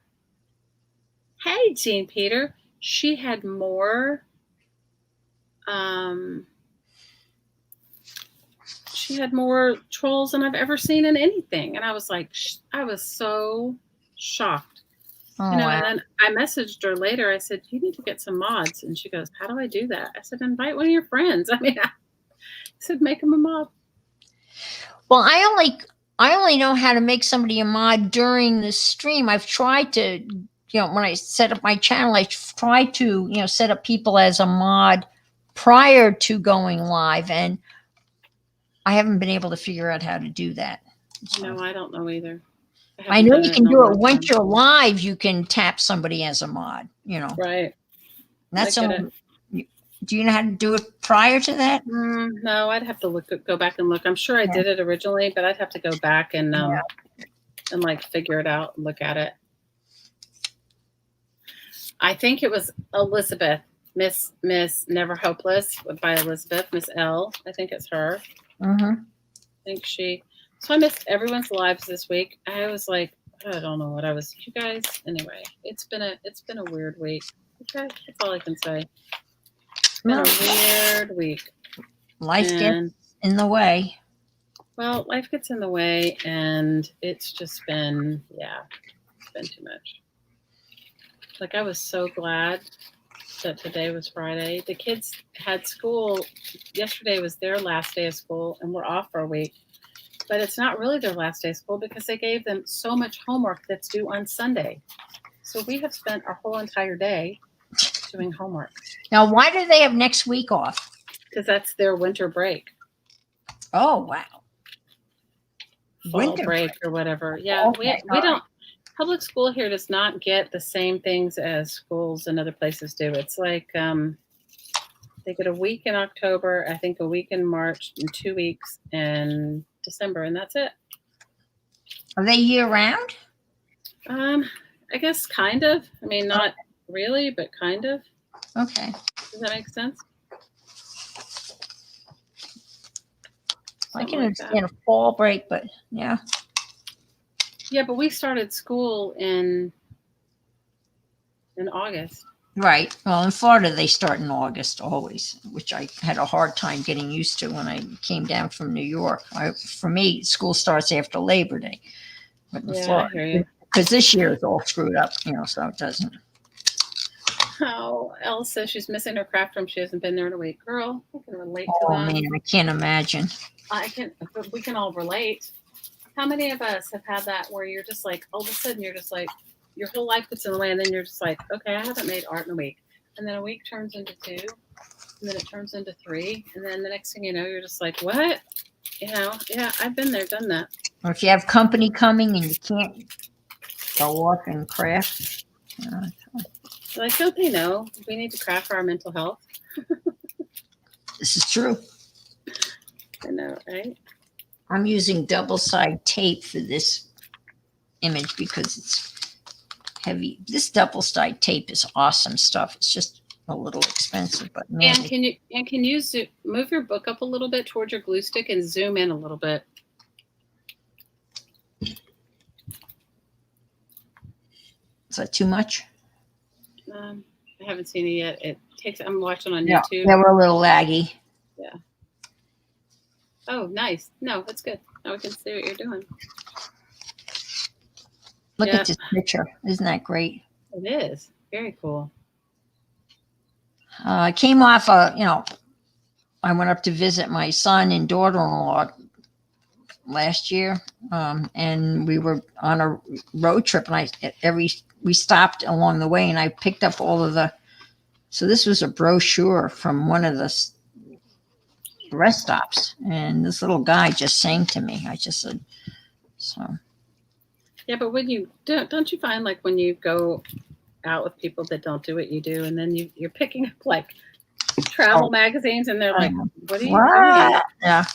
They're like, what are you doing? That's so odd. And then Whatever. after we got back to their place, I'm sitting there cutting out, little tiny images of, fishing tables. They're part of these, magazines because they have, fishing spots. And this was a brochure for skiing in Vermont, even though we were in Massachusetts. And That's it was cool. like the 60th anniversary. But this little guy is just precious. That's very cool. I like it. And I've been saving it for all these years, and now I have found a home for it. So it's all good. That works. Melissa, that's so cool. Melissa says she turned her kitchen table into the craft table, and her husband says, "Go with it." He says, "At least I get to see you." Ha, ha, ha, Uh, Your husband okay. sounds very cool. Malia's husband sounds very awesome. So Rayleigh says that their school in Australia, every 10 weeks the kids get off for 2 weeks. That's awesome. Yeah, That doesn't happen here. That's a year-round schedule, which I think is I better. had the same week. Renee, I'm glad it's over too. Yes, if you're painting your house, it does count as art, girl. It counts as something. It counts as like big effort. Here's one of the things that we were talking about. Ava, the Bohemian crafter. This is one of the things that she made that I copied. She just takes, and this is just acetate from packaging, and she ran it through the embosser, and then she uses brown shoe polish to guide stuff. To distress it, to make it look like distress oxides or something. Yeah.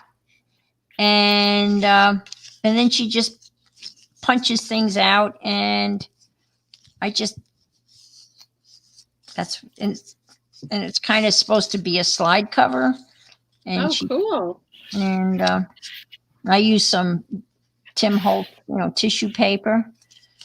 And this is the kind of stuff that she makes, all these neat little things. And here's another one I made. I think I made this on a stream. And here again, a pop tab. And I think I actually, I don't know if you can see it, but I actually used Tim Holtz glazing embossing medium to kind of, and I painted that on this pop tab. I like it. To give it another dimension. And this is just packaging, and I ran that through an embosser and then colored it with a shoe polish. Nice. I'm not a fan of shoe polish. I can't stand the way it smells. I mean, you know what I mean? But I thought I would try it, and I think it's a great alternative, and it's a lot cheaper. You know who really used to use it, and I haven't seen her in a long time either, is Crafty Irina. I used to love watching her. I'm not familiar with her. Time. Oh my gosh, she's an amazing junk. She makes beautiful altered books and junk journals. But she was all about the shoe polish. She was all about it. Elizabeth says she went out to lunch with her girlfriends, and now she has them collecting things for her journal. You go, Elle. You guys, I don't have anybody collecting anything for me because I don't need anything. I need nothing. How many of you can relate to that? Right? Yeah. Don't need anything. Well, no. I don't need anything. I don't need anything. No. Doesn't mean I won't get something, but no, I don't need anything. Honestly, I don't need anything. Oh, see, here we go. Rayleigh's saying shoe polish rocks. I used that before I bought Tim Holtz inks and oxides, and I always used shoe polish. It does blacken things. You guys, I was a costume designer for a million years. The smell of shoe polish. Do you know how many times I've shoe polished buttons, shoe polished, like when an actor or somebody does like something and ruins something, where's the shoe polish, Quick fix, right? That was your hack, right? Shoe polish. You put shoe polish, but the smell of it, yeah. I don't know. I just can't. It's the smell. Well, Ava was using Dollar Tree, whatever the Netherlands equivalency to the dollar. She calls it the cheap store. But I haven't been to the. I mean, I've been watching a lot of people recently that have gone out and had these amazing hauls from the dollar. There's And no Dollar Tree here. I know. I mean, that would be something you could open a Dollar Tree, and then you could. I mean, Yeah, I'm but sure. you don't even I get me started on the logistics of a Dollar Tree and the whole thing of it. It's if I you mean, guys I think really it would be knew a the huge extent of the success Dollar Tree, you would not shop there. I'm not saying don't do it, but I'm just saying if you really knew it all. I had a friend that owned a Dollar Tree. in Hawaii. No, on the No. mainland in New York. Oh, yeah. So Elizabeth said they were collecting to commemorate your lunch date. Oh, that's so nice. Oh, that's. I know, Mary Lou. You and I are in the same boat. I need to use up some stuff too. I'm like trying. I am trying. I'm also purging. I'm also in the midst of my purge. I'm also rediscovering all the cool things that I've had. How many of you guys are like that? When you're like, shop a mustache. I have stuff I forgot I had. Well, it's like Christmas all over again. You're like, oh my gosh, I didn't know I had that. Oh, Joni says her son collects beer labels and cigar bands for her. Ooh, that's cool. I have some cigar labels and some beer, but I only drink a certain type of beer, so my beer caps are limited. I only have a couple. But I always look in the parking lot, but very rarely do I find any. So Rail says her family always collects junk for her. They're enablers of your junk addiction. Oh, girl, my family does too. But my kids, I told you, they're minimalists. My kids are minimalists. But when my daughter brought a whole suitcase full of ephemera back from China for me. She lived in China for a couple of years. She brought me a whole suitcase of all kinds of random things like Snicker bar wrappers that are written in Chinese, and I have a whole huge box of it. In fact, some of the little kits that I've made that are in my shop have some of the ephemera. Laura asked me, was it from something that my daughter had gotten me? I said, yes. That's I've cool. been hoarding it. Well, we had a lot of Chinese students that went to Holy Trinity where I used to teach, and so if anybody needs Chinese economic textbooks, I have those. Or if anybody needs SIT review books in Chinese, I've got What some. What is SIT? You mean like an SAT test? Like SAT, yeah, review in Chinese. I've got those. I've got a Chinese guitar music book. You should make your journals with them, Anne. Oh, I have. I've put some of them in my journals. Yeah, I've got several Chinese textbooks. That these kids and Chinese textbooks.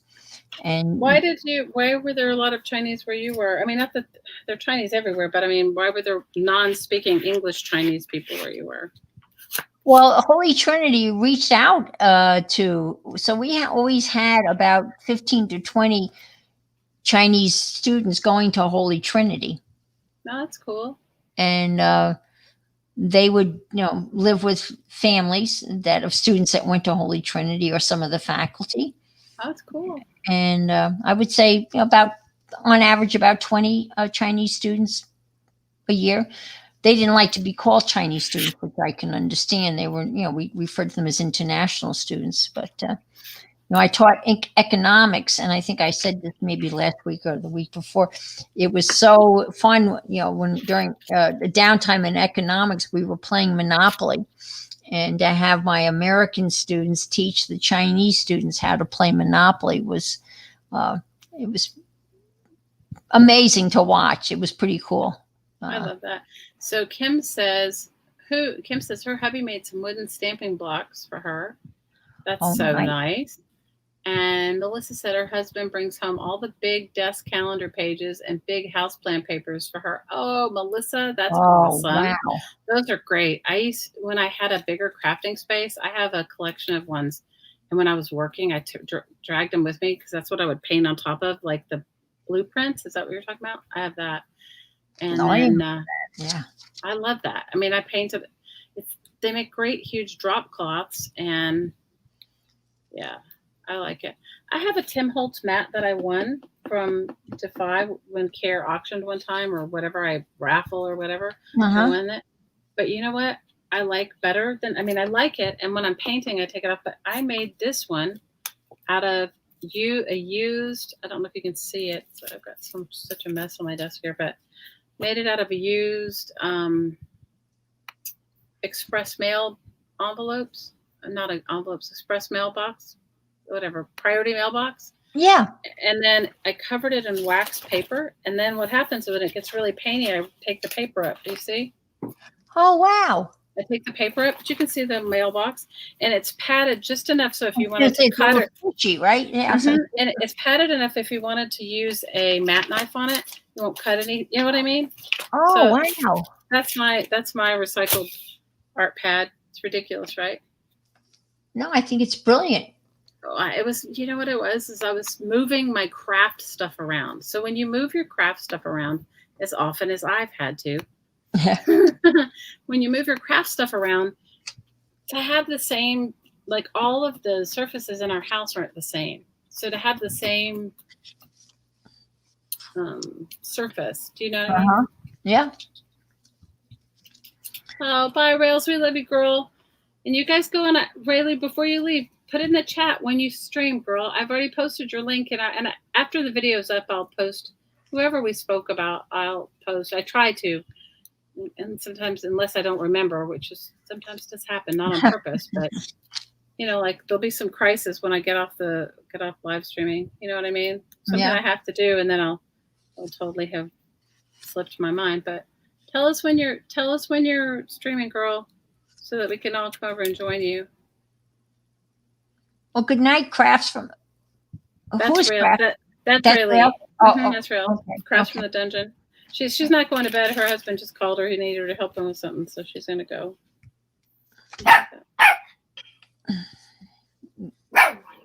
You guys get Charlie in all her glory. I don't know who she's barking at. She could be barking at a butterfly. Are you home for good?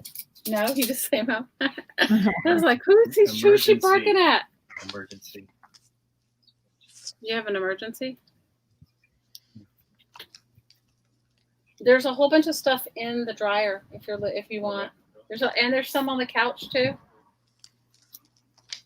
I did do mass quantities of laundry today. Oh boy. You know, doesn't it seem like Charlie's too much sometimes, Renee? She has taken, since, I don't know, I guess it's because we're all home now, but she has taken to like barking in the middle of the night, which she never did. Like, and you know, she having bad dreams, or? I don't think she's having bad dreams. I just think it's like we're all home and we weren't all home before, and you know, I don't know. And then the neighbors are coming in. I have no idea. I really honestly don't know. But she's too much sometimes. Well, someone was telling me that cats can get dementia. I don't know whether dogs can or not, and that my cat, you know, in the middle of the night, she'll just start meowing, like mournfully meowing. And no. Well, so do you know what it is? No, I don't. And she's not that old, but it's this. Melissa, the hop is next Friday, and it'll start. Well, it's a night and day hop, isn't it? Yes. Okay. So if you head over to Maridel Abrams' channel called the Mary Attier, and maybe somebody will put the link in her channel for her channel in there. She will begin the hop. Yeah, we're in the evening. Anne and I are in the evening hop, but she's doing it. It's a morning and an evening hop. And she's also started a Sunday hop too. And I'm in that too. Oh wow! So that's what I'm making this book for, is the Sunday hop. The Sunday one. Okay. I just couldn't remember. You know, too many hops, not enough time. I think this is George Harrison. It looks like him. It looks like a Very young George young, Harrison. very young George Harrison. Because I have another picture buried here. If I can find it.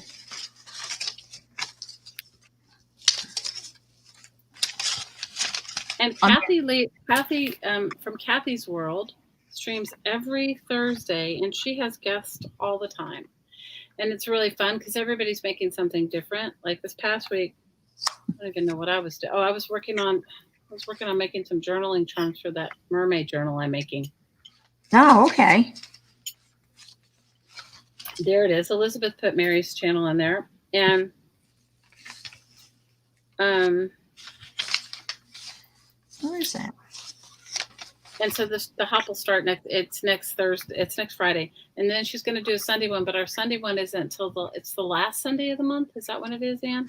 I'm going to say yes, but I'm not 100% sure. But I think that was the plan. Right.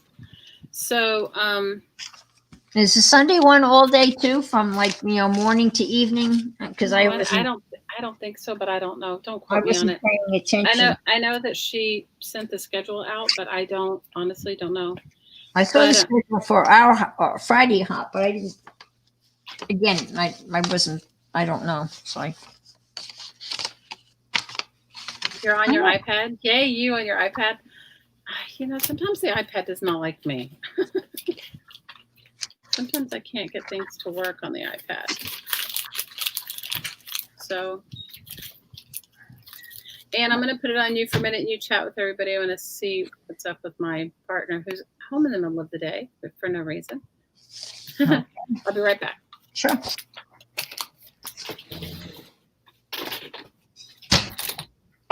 Well, what would everybody like to know? I'm just kidding. I don't know. Okay. Right.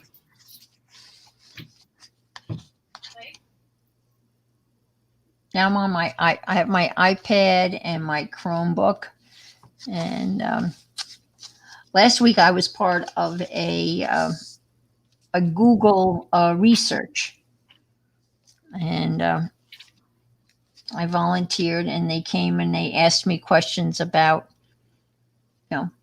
their Google.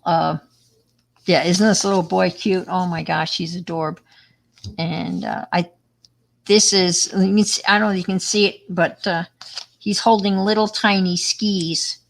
And this is a skiing magazine from Vermont, I do believe, that I picked up in a travel stop on the road when I was up in New England visiting my son and daughter-in-law. My oldest son lives in outside of Boston.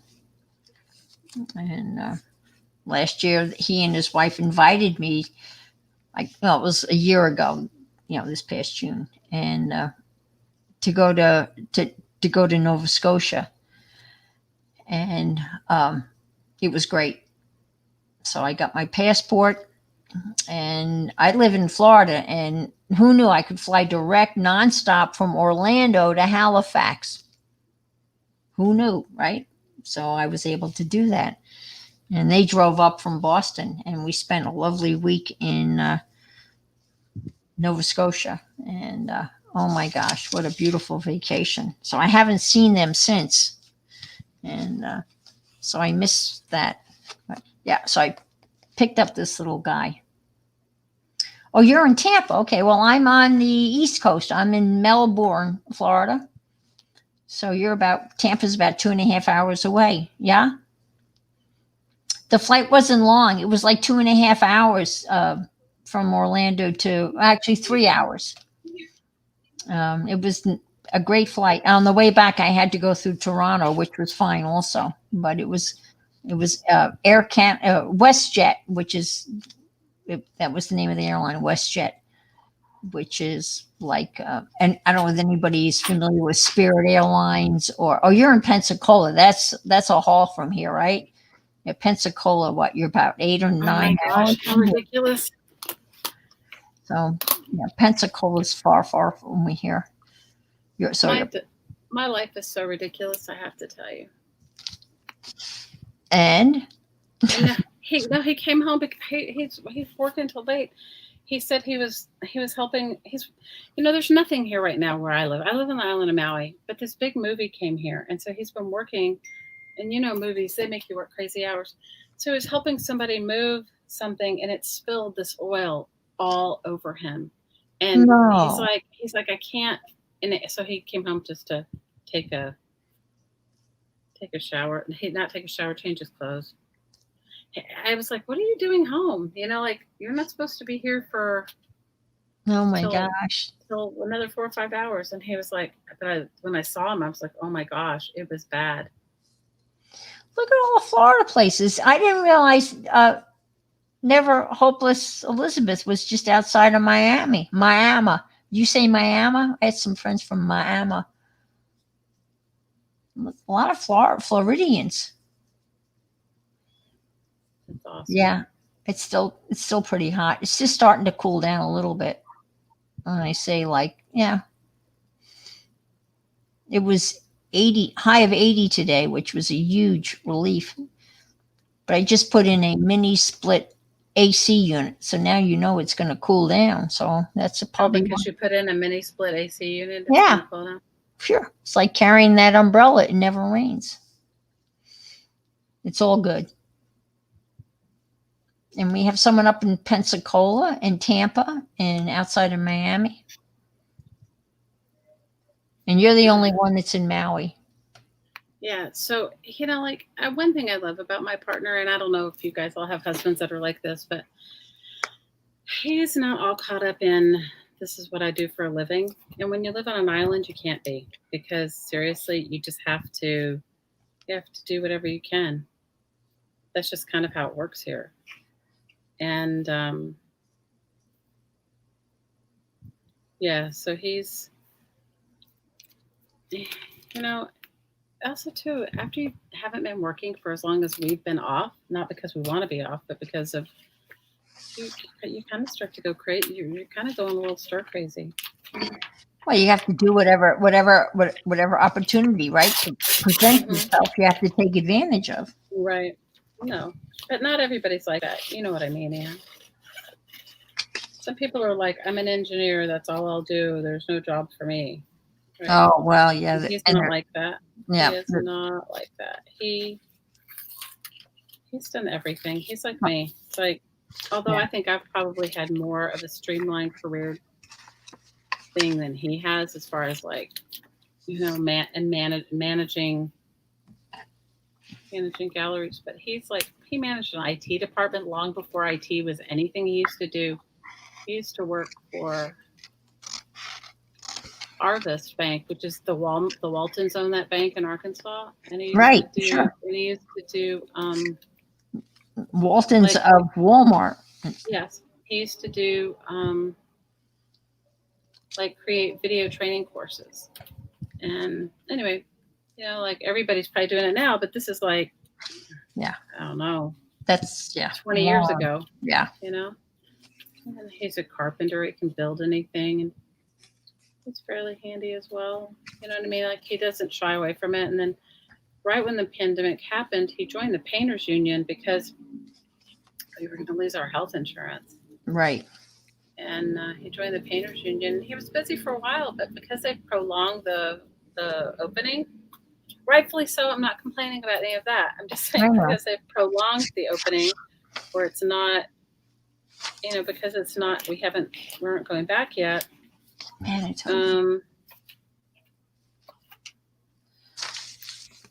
he's had to look for other things, because he was supposed to start painting the montage, but the montage laid everyone off. And he's part of the union, but doesn't work at the montage. But the montage laid everyone off. But there's some ads that are coming out now saying we're looking for people to work, but I honestly don't think it's. Yeah, I think it's wishful thinking, as hopeful as I would like to wish it would. Almost every, our whole island is tourist driven. So I don't know that people would even have the money to come and travel or want to take the chance. Well, until there's a vaccine, or until when people come, as you were talking earlier, if they come and they have to quarantined for X amount of days, which extends any vacation that most people don't have. It's just not realistic, right? I mean, Right. Well, right now, I mean, they're talking about lifting the quarantine to where you have to, but there's no. I was talking to my girlfriend the other day. She runs a small hotel, and she was like, "But we don't even have any state mandated protocols in place." She goes, "So they tell us that we may be opening in 2 weeks." She goes, "I don't believe it." She said, "Because we don't even have, like, how do we know what the testing results look like? How do we know the difference between one that's bootlegged and one that's real? Like, there's no what do you call it? It's no standard. There's nothing. Yes, you knew what I meant. I couldn't think of the word in my head. I was going to say protocol, but you know what I Well, meant. that's the same thing. No protocol. Yeah, I get it. Yep. Well, And when you call, she said, when you call the state comptroller's office, she's like, they don't know either. no. So, I don't know. They've It's all up in the air. They've opened officially last Friday. They completely opened Florida. Florida's completely open. I haven't been out since they've opened Florida, but apparently Florida's open. Everything's open. So I have not. Yeah. It's scary. So. Well, what's scary for us is that we have 30 hospital beds and 10 ICU beds on my island. Okay. Yeah. We have 140,000 full-time residents. How would that doesn't help anything. Do you know what I'm saying? It wouldn't take long to fill those beds up if there was if not just long to fill them up, there wouldn't be any medical care for anybody. Right. So I don't know what it is. Well, I can just tell you this: when I had my parent-teacher conference, well, it's not even a parent-teacher conference. It was just like I called the school about something. It was like talking to them about the school computer that they'd given Sasha. Something was wrong with it. So I'm talking to him, and they sent out these surveys for parents to say, like, where would how are you feeling about this? How's the distance learning thing going? Asking all these questions, right? And I said, we were talking about the survey that I filled out, and I was talking to the IT guy, and then I said, well,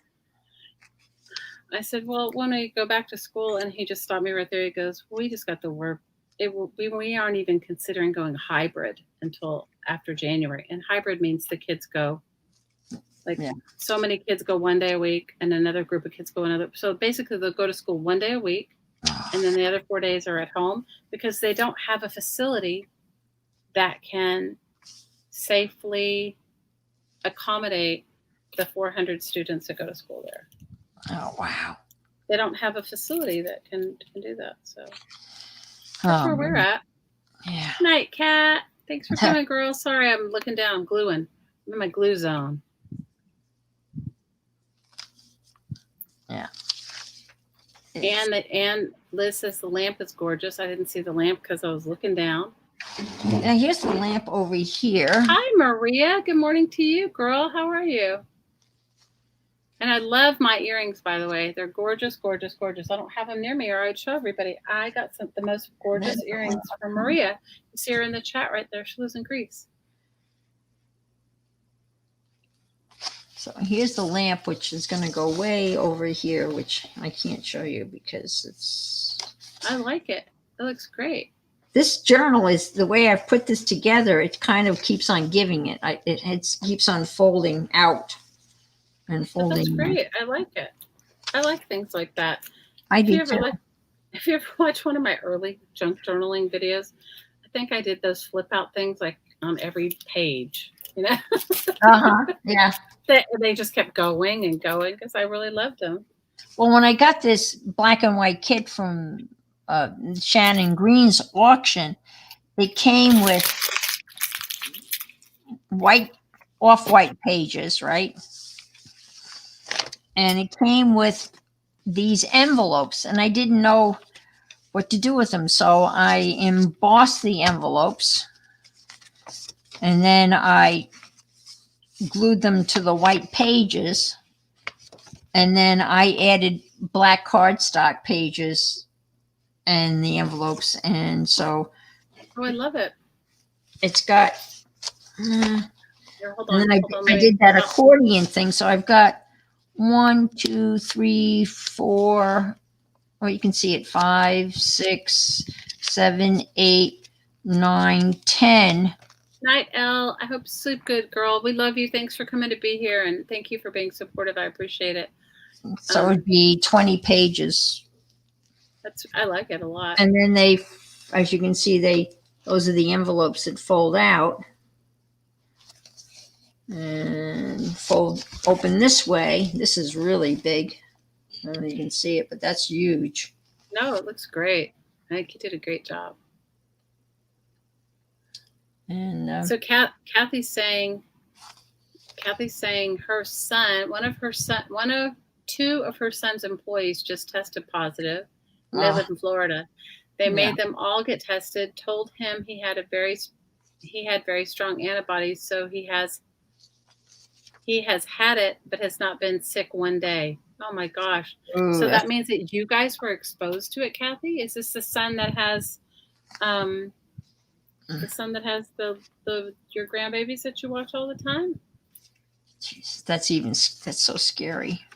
Well, I just think there's so much we don't know, and everybody responds differently.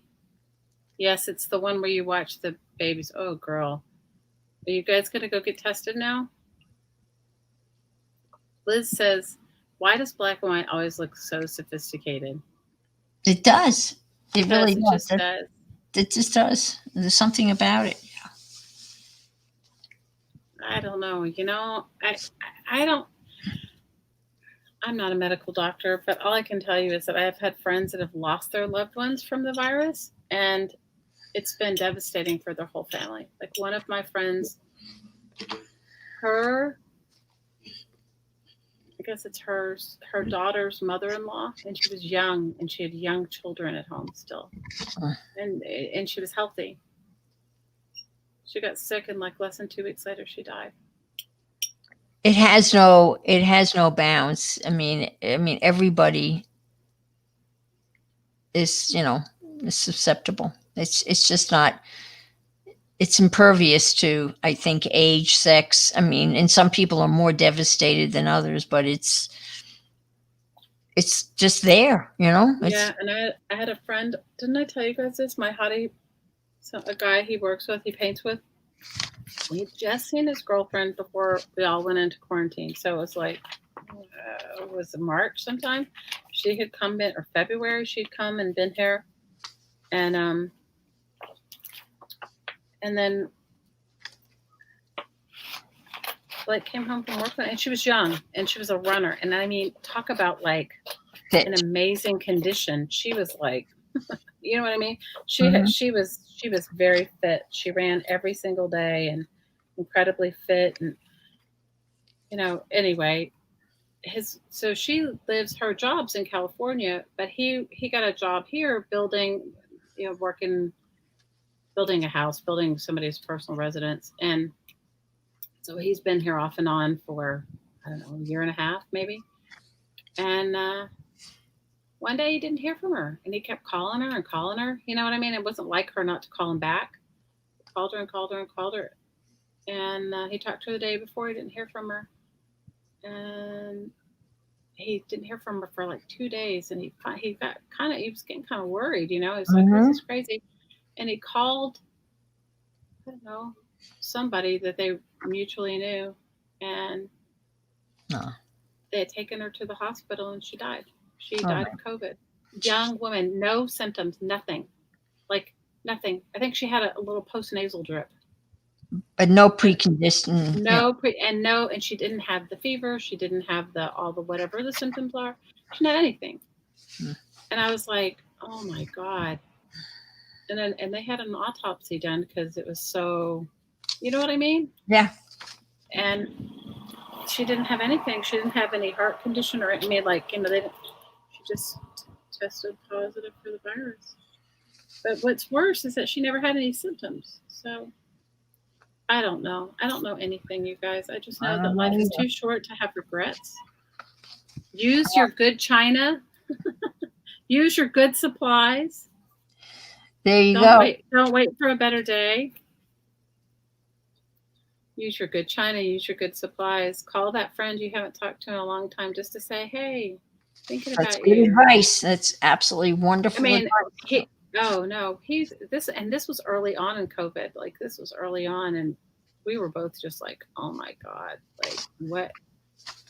But I don't know. Like, how do you, you know, what do you say? You can't say anything. I'm so sorry for your loss. Yeah, I mean, you're left speechless in a situation like that because it's just beyond words because it's so random, right? Yeah, exactly. Exactly. And I think it's the randomness of it that is so frustrating. You know, Kathy says, Maria says she's doing okay. They're trying to survive the problems of the virus also. I know, right, Maria? Love you, girl. Sending you love.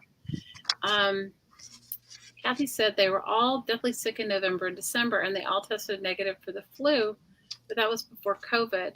It was a big deal in the U.S. too. We oh, were all on antibiotics for months. So you think you might have had it then? You know, I yeah. and Melissa says that she's had so many people she knows that have had it. And Kathy says she was sick from, Liz is saying, Kathy, I was sick from December to mid January. We all wondered if I got COVID before it was named COVID while I was in LA. Oh, I don't know. Well, I didn't get sick, thank God, but everybody in my house got sick in, I think it was January. oh, really? I didn't get it. And you guys, a very, I have I have a weakened upper respiratory system from birth, Huh? from birth. So I don't. I remember when I got pneumonia a couple of years ago, and I was out for a long time, Yeah. and I didn't. You guys, it took me so long to feel better. I can't. I don't want to take a chance. No.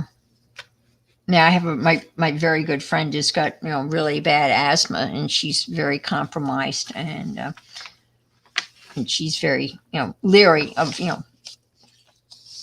going out, and but I haven't been out. I haven't I'm down to eating rice and beans. So I have to go food shopping, but fortunately I have rice and beans, which is there's nothing wrong with eating rice and beans, Oh, but I love rice and beans I every do day. too. But I really need Oh, to go food shopping. I was really sick, Kim. It was, it scared me. And when I went to the doctor was like, they were like, you need to go to the hospital. And you guys going to the hospital here is scary. So I just said, what can I do without going to the hospital? And they said, come for a breathing treatment every day. And because I have a nebulizer, one of my kids has, she gets really bad asthma it's really from chemical allergies that they put into food. Oh And wow. you never know what it is. You know what I mean? Until she gets it. Hmm. So I said, I have that. I Hmm. can do that for myself. But yeah, I'm not taking a chance. One of my old jobs called me the other day fishing to see if I would think about coming back. And I said, let me know when you're opening. I'm not going to say no because I don't know where I'll be financially at that point. But Right. um, I don't want to put myself in a position to be, I mean, they're not open right now. Nothing's open. But I don't Right. want to put myself in a position to be around 50,000 people a day. I just can't do it. Not right now. Yeah. Yeah, me too, Kathy Kathy. says, cut those babies up, Mary Lou. She says she's has some napkins she's been saving. Kathy says, cut them up, Mary Lou. Cut them up. Kathy said they can open in Florida all they want, but I'm still wearing a mask. I am too. I am too. Well, the school that I taught at, and they called and asked. I mean, I was subbing until the virus, and then they shut down too, but they're open now, and the sub coordinator called me last week and asked me whether I was interested in coming back and subbing. I said no, I don't think so. I don't blame you. Why No, would you? No, it's not worth it. I mean, There is no amount of money worth no, risking yourself. I mean, no. I have a feeling that there'll be some sort of a vaccine before we know it. I'm hoping at least, Yeah, right? I do too, and maybe then, but it just beyond, I'm just thinking what, the teachers are going through. Hey, Johnny, you don't have your mask on right. Hey, you're too close. Hey, do this. Hey, do that. And then in between classes, the teachers are washing down the desks. No, like, it's just not, no, I'm not. And the risk, I'm not, no. Well, if you don't have to, I mean, I realize some people don't have a choice. And I know. And unfortunately, I have a choice. And I thanked her for, asking me, and I said, no, not right, not at this moment in time. Thank you, but no thank you. But I think that there's many people that don't have a choice, and I know. And I'm telling you, you have to do what's right for your family. But it's like one of those things. It's like, I don't know. It seems like you're caught between. You're put in a really difficult position. I'm very fortunate that I don't have to. You know what I mean? I'm not dependent on. I mean, when I was subbing, it was great to sub a couple of days a week, and the extra money was great, but certainly was not. Not. It was nice, but not necessary. So I'm very. I fussy cut the legs right off my butterflies. I have to glue them on a piece of parchment paper or a piece of plastic paper. Can you draw? You need I to. can draw them, but I don't even know where I'm going to use them right now. I don't know. Now, Melissa said they just had the hurricane, and it's hard to stay home when people don't have homes. They had to open up shelters. Oh my gosh, Melissa! I can't imagine. Sorry. Melissa, where do you live? Do you live in Louisiana? Do you live in Texas? Where do you live? I forget. Because I'm terrible. I used to have the best memory. Now, forget it. I can't even remember how to do 8th grade math. Okay. We've been very fortunate where I am in Florida that we have not had any. I shouldn't even say anything, right? So don't jinx it. No, I'm not even going to say it. But you know what I'm thinking. Right. Don't jinx it. No, I'm not. Don't have homes. They had to open up the shelters. Yeah, I can't imagine. Montessori was so strict. Montessori was so strict about Nicholas had to wear a mask at school, and then they posted a picture of him and 2 other boys shoulder to shoulder, no mask. Oh my gosh. I thought my daughter-in-law was going to go through the computer. I'm so sorry. Melissa, you live in Florida? Yeah. Kathy lives in Pensacola, right near the Alabama line. And then Kathy, what'd you say, Kathy? You're outside of Miami? We got a whole bunch of Florida people here. Some Floridians. I lived in Florida for a minute. Yeah. Well, I've been here 20 years. A reluctant Floridian, but you're a reluctant Floridian. Yeah, but Anne, would you want to go back to shoveling snow? Kathy lives in Tampa.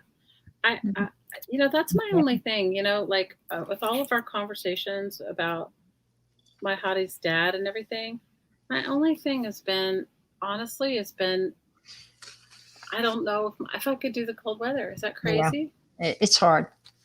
Well, I would go out to Salt Lake City at Christmas time to visit my youngest son and my 2 grandsons, and I would get my cold snow in, it would be great. I would see snow and cold for a week and then come home. But I could, a week is about it. And, I have, rheumatoid arthritis and all that extra clothing to have to put on and fumbling with socks. And I mean, here in Florida, I can wear, flip-flops, and it's just, I couldn't do. I mean, I miss the fall. I honestly say I miss the fall and the changing, the color of the leaves and that crisp smell in the air. I miss that. But no, I could not go back. And I was shoveling snow because I told you I lived an hour south of Buffalo, and I was shoveling snow. Yeah, that's a lot of snow. We had snow from Halloween to Mother's Day. So yeah, no, I mean that. The people across the street from me had literally one of those life-size reindeer that they put out on the lawn at Christmas time for a Christmas decoration that would light up. Mhm. And by February, all you could see was its ears. I know that's not funny, and I'm not laughing about people No, who it have is. It severe was weather. funny because that's how we measured the snow, because all you could see was that was it. Oh my God. How do you measure the snow? Our neighbor's reindeer. Yeah. Our neighbor's Snow is up to lawn its ears, ornaments. not up to its ass, but up to its ears. Oh my gosh, that's crazy. And I would shovel my driveway before I went to bed, and then sometimes I'd have to shovel it in the morning. I mean, there's something about. I know this sounds crazy, and now it's because I'm waxing, I guess, nostalgia. But there's something about shoveling the snow, and the sky has kind of this pinkish hue when it's Mhm. kind of snowing. If anybody's from the north, they maybe know what I'm talking. And this silence, this quietness in the air as the snow is falling, as you're throwing snow, and by midwinter, I'm throwing it up over my shoulder. Oh my gosh. I know what you mean though. I totally understand. There's a certain silence that, anyway. Do I miss it? get it. No. Do I miss it? No. No. It's nice to think about it, and those moments where. And then the Yes. last year I lived in New York, my driveway went straight back, and then I had a detached garage, and there was not enough room between the garage and like the back steps that went into this little house. So there was no place, if I had a plow coming, there was no place to put the snow. So I almost had to shovel it myself. Fortunately, the driveway was about 20 feet long. I mean, it was fairly long. But a friend of mine bought the house next door to my house, and he allowed the plow, when they plow my drive, that they could push the snow. They'd go down the driveway, and they would just push the pile of snow up into the backyard of that house. Oh, that's nice. Yeah. So the last year I lived there, I was able to have it plowed. Oh, that's good. Yeah, Yes. I don't miss any of that. I don't miss the snow part. I don't miss the and I honestly don't know if I could do it. Like we've had this conversation Yes. about whether, cuz it's more than just like cuz I'm kind of leaning toward, but I don't know if this will happen. I'm kind of leaning toward it would be better if he came here. For us. I mean, Yeah. it would be better for us, but I'm not. But I'm could just you saying. get him to come to you? My hottie would have to go and get him, and it would Right. it would be what it was. You know what I mean? He'd have to Right. go and do it Right. and get him to come. And Because he would just otherwise, have to say, "This is it, Dad. This is what we're going to have to do." well, right now he's okay. I mean, we try to talk to him every couple days, and he seems. I mean, he's not. Let's just face it. He's never going to be himself, and we all know that ever Mhm. again. But I think he's okay. He sounded good. He sounded better than I'd heard him in a long time, just a couple days ago, and that was nice. So I was happy to hear that, and and he seemed fairly lucid. I mean, sometimes you could, when he gets really stressed, you can hear it in his voice. That, and it's not easy. No matter what, it's not easy. No. So Is the girlfriend still in the picture, or? yeah, no, she's still there for the moment. But her and you can't blame her because they were not life partners. They were only like, I don't know, they were like high school sweethearts or something. I can't remember the whole story of it all.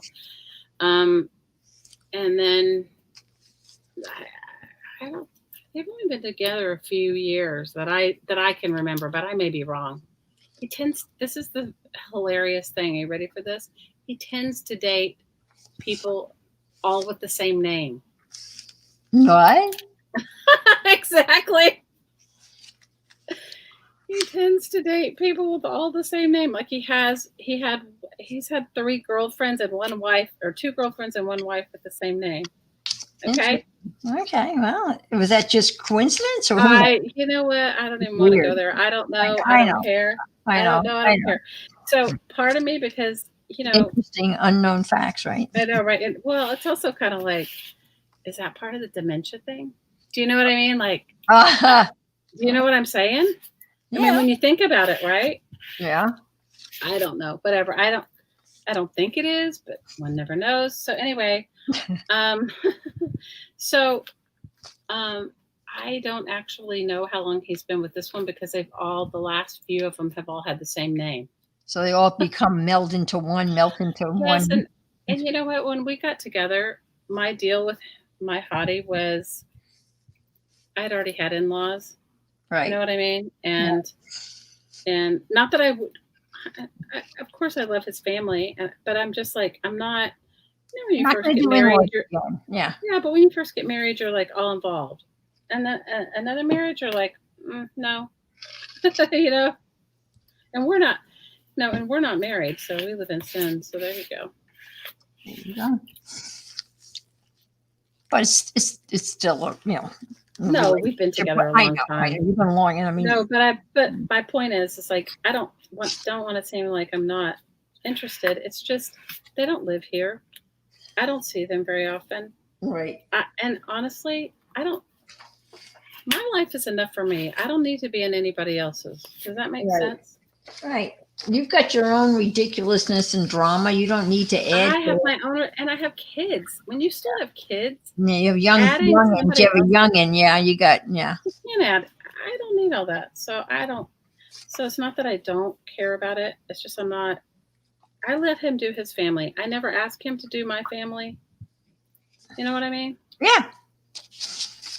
No, I think that's a fair. See, Melissa's leaving. Melissa. Are you leaving, Melissa? We love you, girl. Hang in there. Well, hopefully we'll see you again soon. So how many of you guys want to stay for a little meditation? How many of you guys want a little woo-woo? I know my butt really needs it. And I do it woo in a long time. And I do it every day for myself, and I still need it. Okay. But there's something about when you do it with a group of people, with like-minded people with the same intention to be better than they were, or I don't know how and why it works like that, but it just does. Does that make sense? Yes. Woo is a beautiful thing.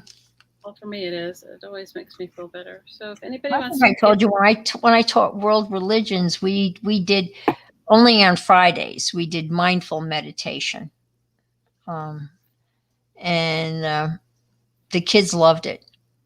They just so look forward to that. And now some of them slept, which was fine. You know what I mean? But they needed it. They really needed that moment, and I would not do it, but I would find there's some great mindful meditation, videos that I would watch, and then There's so many good meditations out there that you can do that.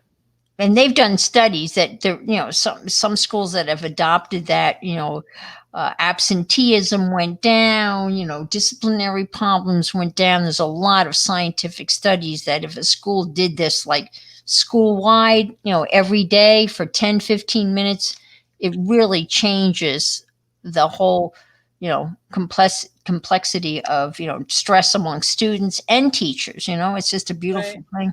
But oh, I agree. Well, don't you remember? I don't know. It's been a long time, and I don't know everything. So please, if somebody, night, Mary Lee, we love you, girl. Night, Joni. So if anybody that wants to do the meditation, we'll do it in a couple minutes. We'll start in a couple minutes. Grab your water if you want energized water, and I would suggest all of you get some, because I'm going to tell you, like I was in a wonderful meditation not that long ago with somebody that I really revere. She's amazing. She doesn't teach anymore. She's just a dear friend, and she called me one day, and bunch of us in meditation, and I said, I want to get my water. And I got my own, I took out my water and they all, because I've known them all for so long. They were like, yeah, go get your water. They're making fun of me kind of. I'm telling you, it helped me through my week. They all know, but, but let's face it, your friends are gonna give you the funny whenever they can. But one of my daughters last night, this is interesting. My daughter that just got married, and I should have asked her last night when we were out to dinner, but I called them and said, would you guys, because they want to come over for dinner, and I had such a headache. I said, how about you guys pick us up so I don't have to drive, and I'll buy us dinner. You guys, very few things are open. And we went out to dinner, and then in the end, they ended up buying me dinner, which was like so funny. Anyway, I know one of them, they got the check before I did. I said, you guys that's sneaky. She was telling me that she had a wonderful meditation yesterday with somebody I don't know, but anyway, she was like saying it was wonderful. She was so sweet. She goes, it's kind of like, what did she say? She didn't. It was like she said it was kind of like your meditation, Mom, but on the lighter side. I had totally understood what she meant, and she goes, I didn't really feel grounded afterwards, but it was still really good. I said, honey, the fact that you're meditating is awesome. Yes. The fact that you're doing that for yourself, you're giving yourself that gift, that is that, and no matter who you do it with. I said, that is awesome. And, but it was so funny because you never know what your kids, especially if you're like me and do it all the time. And, I don't know if my kids do it or don't do it. You know what I mean? Like, and I don't ask them. You don't ask, right? Mm-hmm. You don't say, are you meditating? Right? It's like, you know what? I don't ask my kids anything, honestly. Right. I mean, I don't, because I've learned for myself, at least at the ages they are. But if they want me to know something, they offer it up. Otherwise, I don't ask. Well, I have 2 sons, and they don't tell you anything. So, I mean. Well, my hottie has a son, and he has one son that doesn't tell us anything, and he has one son that really talks to us all the time. I told his one son that calls us all the time. He calls us just once a week randomly, or sometimes twice a week about nothing, just to check in, see what we're doing. And I tell him how much I really appreciate that. Yeah. Because I just say I really appreciate that you reach out to us. How it means a lot to us. It means a lot to me. And no, it's And now my youngest son, we FaceTime every Sunday, so I can see the grandsons, and he has been so good. They're the ones that are in Salt Lake City, and he has been doing that ever since they were born. And they're 9 and 6. And it's just, I mean, and I tell him so much, how much I appreciate that, and it's just, I've watched them grow up, and I'm just thinking before FaceTime, I would see them once a year, maybe, and now I see them every week.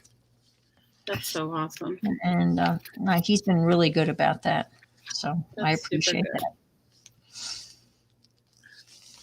So, okay, everyone, we're going to start. Let me just clean off my desk a little bit. I had, how many of these have I made? 1,000,000, 5,000, and yet I still have to make. I don't have it sitting at my desk. Pocket from the Oprah magazine cover. I was like, where is my? I think if I could have anything at this moment, it would be like, it would be just my own space. Do you know what I mean? Yeah. Just my own, that I can. The hard part is I have to pick it all up and move it, and so I'm sure that my collage folder is sitting in the other room because I was working on a little project in there. That's one thing I don't have to do. I don't have to pack it up and move it, and I just have to walk away. And, so for those of you that it's your first time doing this with us, all you need to do to participate is breathe. That's it. Find yourself a comfortable spot, and don't do it if you're doing something that requires 100% of your attention, because you get into a very relaxed state, and it's always good to do this when you can make time, even if it's just a little bit. And I share that with you from experience, not Not because I'm trying to tell you what to do. Oh, No, I mean, I have like been in a really relaxed state. And when you try to sometimes operate things that really require your ultimate and full attention. well, I'm ready anytime you are, and I'm going to Okay. turn off my little overhead light. And And will you do me a favor too, Anne? Mute yourself in the StreamYard. Can you go into the StreamYard and just mute yourself? I can. Yeah. I'll tell you why. This will make you laugh. So I was doing this with some clients, and I'd asked them all to mute themselves. And everybody was in a Zoom. It was in a Zoom class, a Zoom meditation, and some stuff. And one of them didn't mute themselves and start snoring. Not that snoring is bad, but you know what I mean. Awesome. Okay, guys. So if you get yourself some water, the meditation will last about 10 minutes. And all you need to do to participate is breathe. And inhale through your nose and exhale out through your mouth is always good, but whatever works for you, you can't get it wrong. And find yourself a comfortable place to sit or lie down.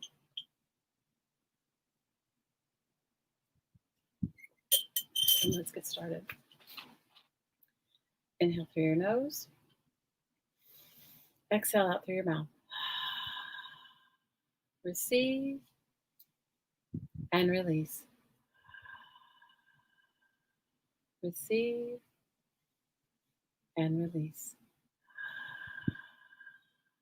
Imagine yourself in a column of light. When you look up, you can't see the end.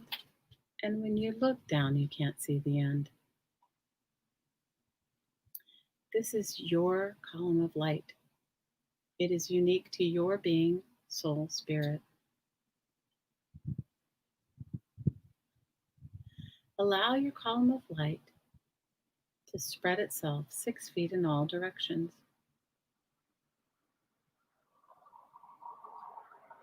Give your column of light the suggestion, heart of the earth. And with that, your column of light is right there, deep in the heart of the earth. Give your column of light big roots like oak tree roots, deep in the heart of the earth.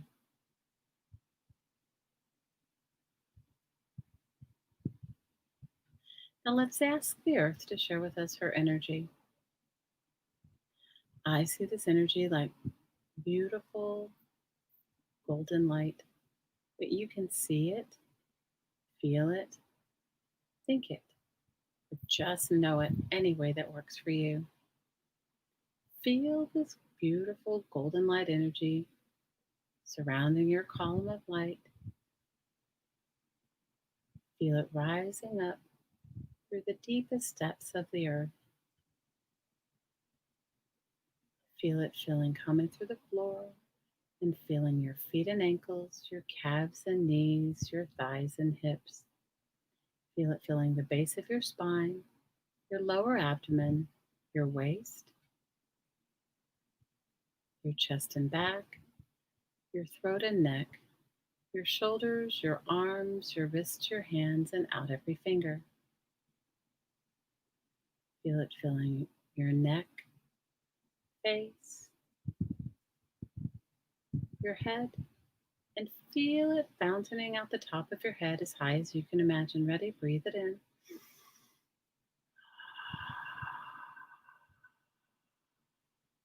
Breathe it in.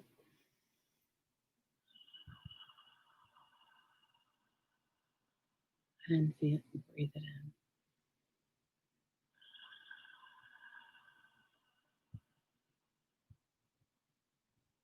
Take a moment to enjoy this deep connection you have to the earth.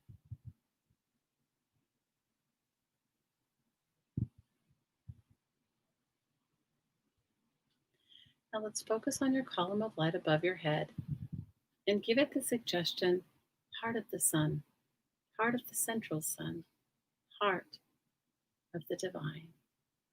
heart of creator, creation energy.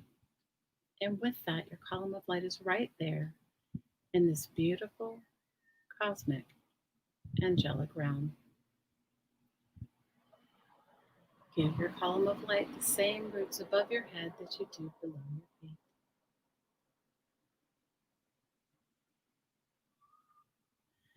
Let's ask this beautiful realm of energy to share with us. I see this beautiful energy like silvery diamonds, but you can see it, feel it, think it, or just know it any way that works for you. Feel this beautiful diamond light energy pouring through the column of light above your head, mixing with your light and the earth's energy and spreading 6 feet in all directions. Feel it filling your head and face, your neck and throat, your shoulders, your arms, your wrists, your hands, and out every finger. Feel it filling your chest and back, your waist, your lower abdomen, the base of your spine, and feel it pouring through your hips, thighs, knees, calves, and ankles, expelling any and all excess out through your roots, deep in the heart of the earth. Breathe it in.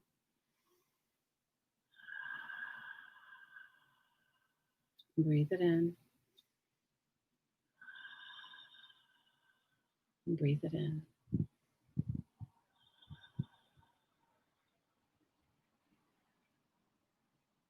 Take a moment to enjoy this connection.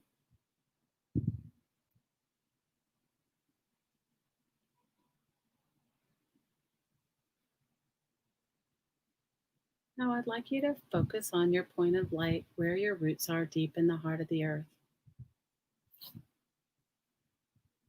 And on the inhale, I want you to receive peace, love, bliss, and freedom. And on the exhale, I want you to release anything that no longer serves you. Ready? Receive in love, release in love.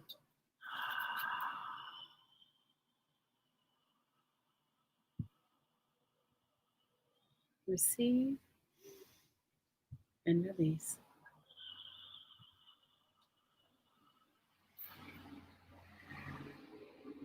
Receive and release.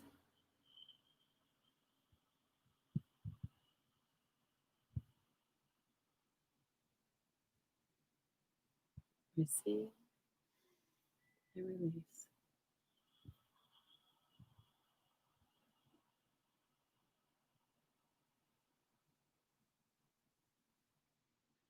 Now let's focus 6 feet above this point of light in your column of light. On the inhale, receive peace, balance, bliss, and freedom. And on the exhale, let go of anything that no longer works for you. Ready? Receive in love, release in love.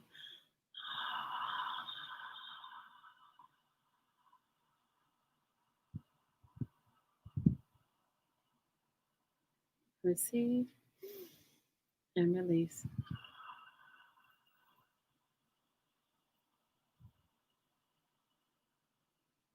Receive and release.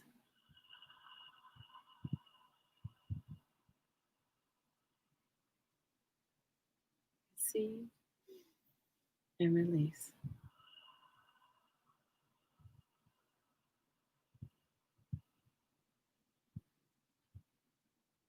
Let's focus 1 foot below your feet. Breathe in, receive peace, balance, bliss, and freedom. And on the exhale, I want you to release anything that no longer serves you. Be past relationships, old patterns, things you would just like to see different in your life. Breathe in, receive in love, and release in love.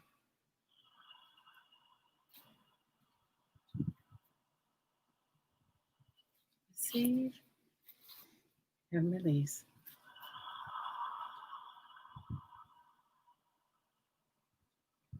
Receive and release.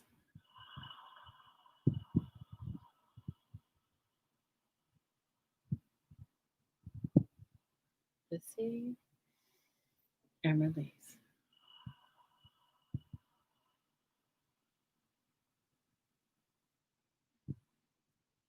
Focus on the point of light at the base of your spine. Breathe in. Receive peace, balance, bliss, and freedom. And on the exhale, let go of anything that no longer serves you. Receive in love. Release in love.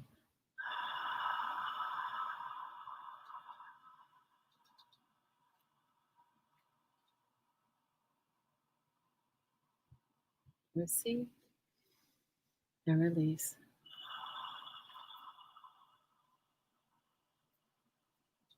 Receive and release.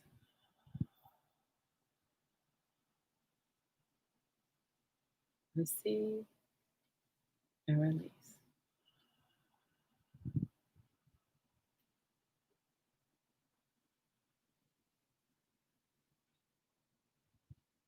Let's focus on your lower abdomen and the point of light there. Breathe in, receive peace, balance, bliss, and freedom.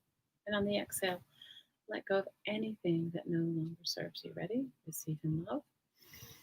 Release in love.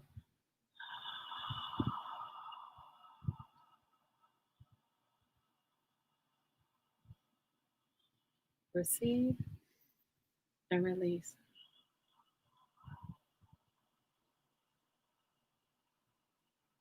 Receive and release.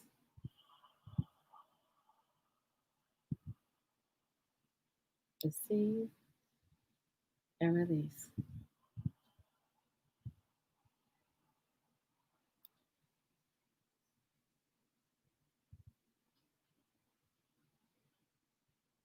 Focus on your waist, the point of light there. Breathe in, receive peace, balance, bliss, and freedom. And on the exhale, let go of anything that no longer serves you. Ready? Receive in love. Release in love.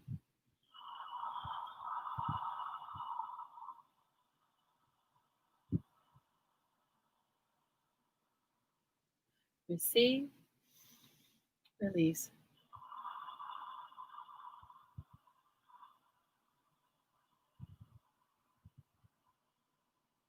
Receive.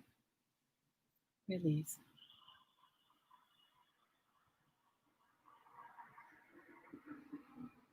One more time. Receive and release. Now focus on your heart.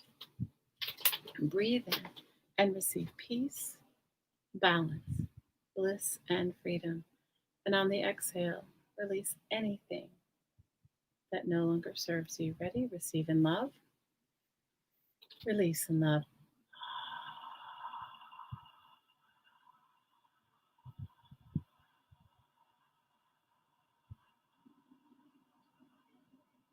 Receive. Release. Receive. Release.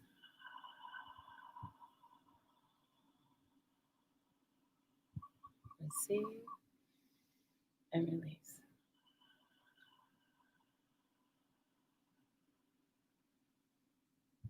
Give yourself permission to release any and all disappointment, fear, heartache, any relationships that no longer serve you, anything that's not in your highest good. Breathe in, receive peace, balance, bliss, and freedom. And on the exhale, let go of anything that no longer serves you. Ready? Receive in love. Release in love.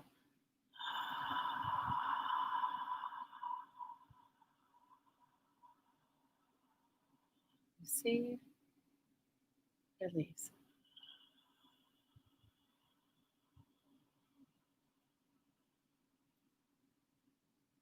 Receive. Release.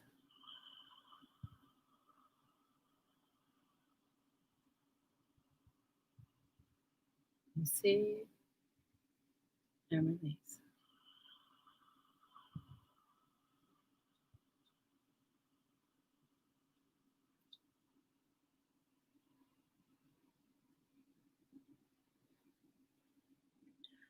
Focus on the point of light in your throat.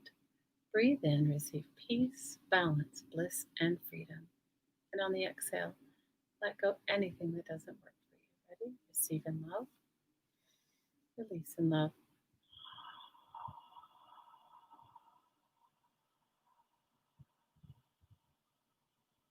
Receive, release.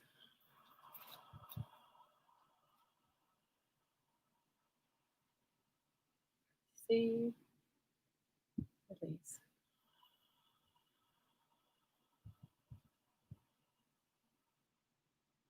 Receive, release.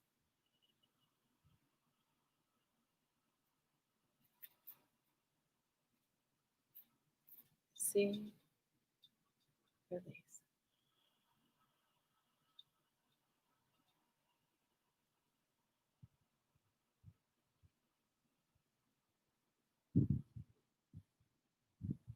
Let's focus on the point of light in between your eyes in the center of your forehead. Breathe in, receive peace, balance, bliss, and freedom. And on the exhale, release anything, any thoughts that no longer serve you. Ready? Receive in love, release in love.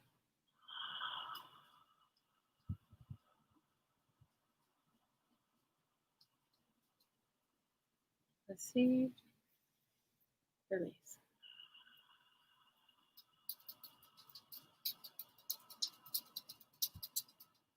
Receive, release.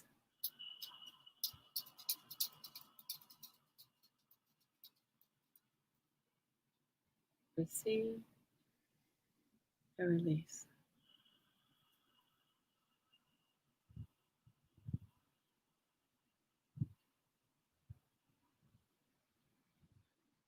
Receive, and release.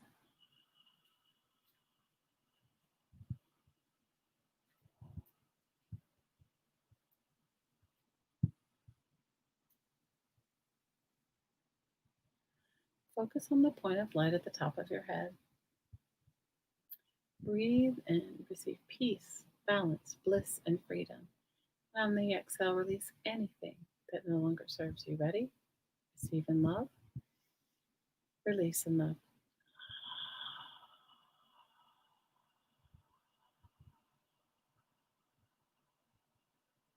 Receive, release.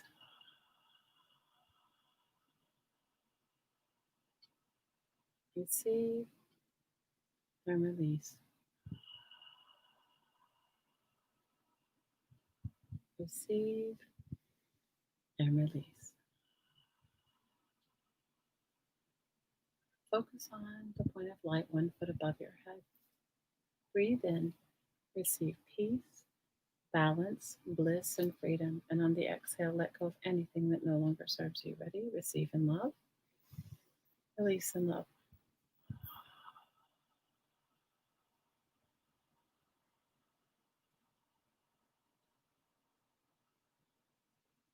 Receive, release.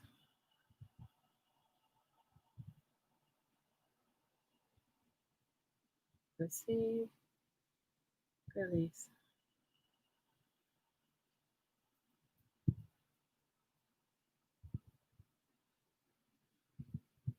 Receive, release.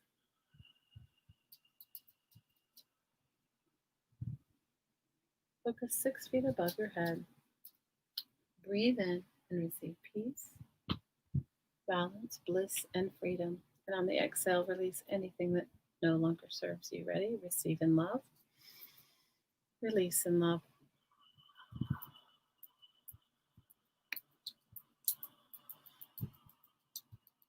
Receive, release.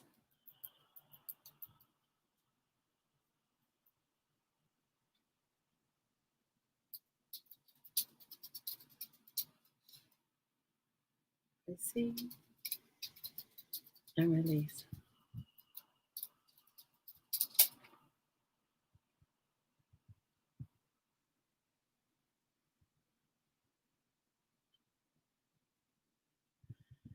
focus where your tree roots in the heart of creator creation are anchored. In the heart of the sun, the heart of the central sun, the heart of the divine. Breathe in and receive peace, balance, bliss, and freedom. And on the exhale, release anything from all time, space, and dimension, kingdoms, planes, from the beginning of creation to the infinite future of anything that no longer serves you. Ready? Receive in love, release in love.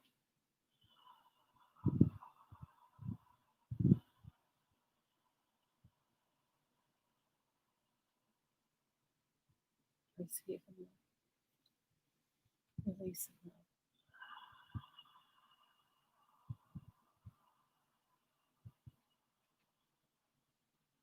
Receive, release.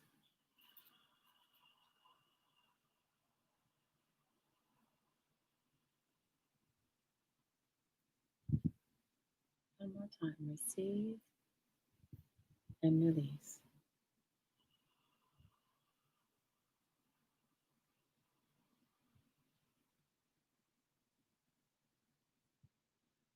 I want you to take a moment to bring to mind anything, anyone. Include yourself, your family, relatives, and ancestors, your home, your pets, the land right where you live. On the inhale, on behalf of all of these things and anything else that you would like to include, on behalf of all of this, breathe in and receive peace, balance, bliss, and freedom. And on the exhale, allow yourself to release, on behalf of all those you've included, anything that keeps them from living their divine purpose. Ready? Receive in love and release in love.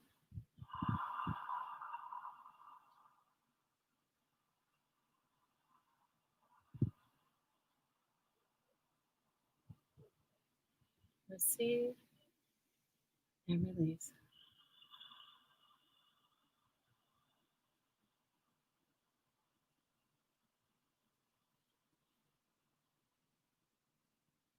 Receive and release.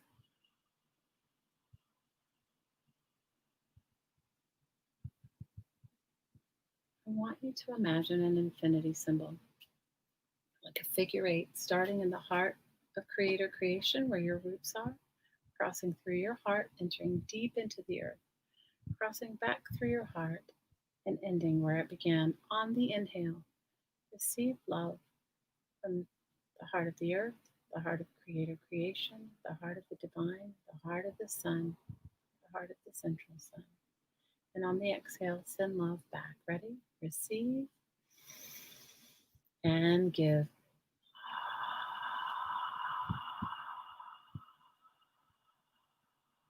Receive and give.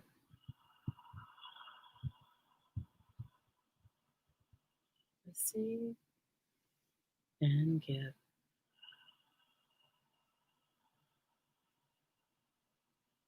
One more time. Receive and give. I'd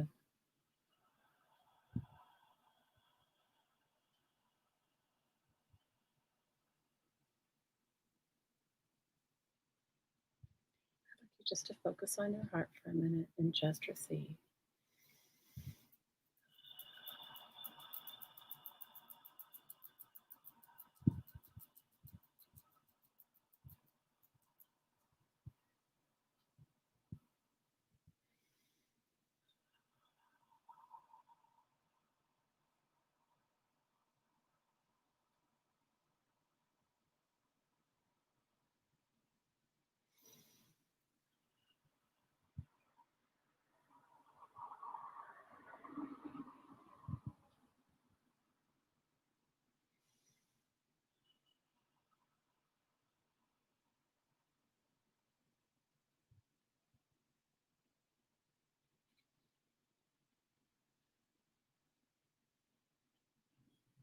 And when you feel ready,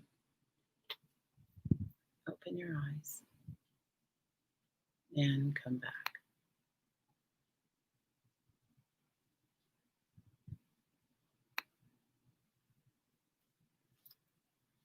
Feel free if you want to share anything, you're more than welcome to. And if you don't, that's fine too. There's no right or wrong.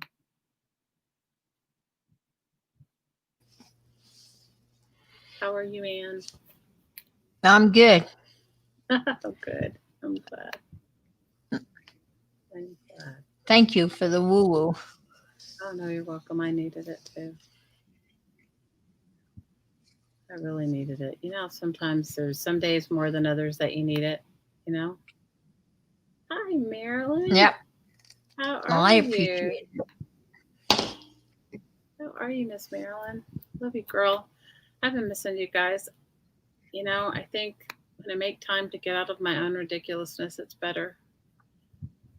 I will say, I know it's challenging for all of us right now, but somebody pointed this out to me. You know, we've never been given a bigger opportunity right now. And we've never been given a bigger opportunity right now than to become our best self, whatever that is, whatever that looks like for you or me, or, you know, no rules, right? And I was talking to my youngest daughter. We were talking about this a couple days ago. And she said, you know, Mom, she said, everybody says it's really a bad thing, this pandemic. She said, but I'm getting to know myself better. And I thought, out of the mouths of babes, you know, out of the mouths of babes. Yeah, it's very insightful. Right? And so, anyway, I love That's you guys. Oh, incredible. Yeah. I know, right? That you Yeah. would say that. I was like, okay, touche.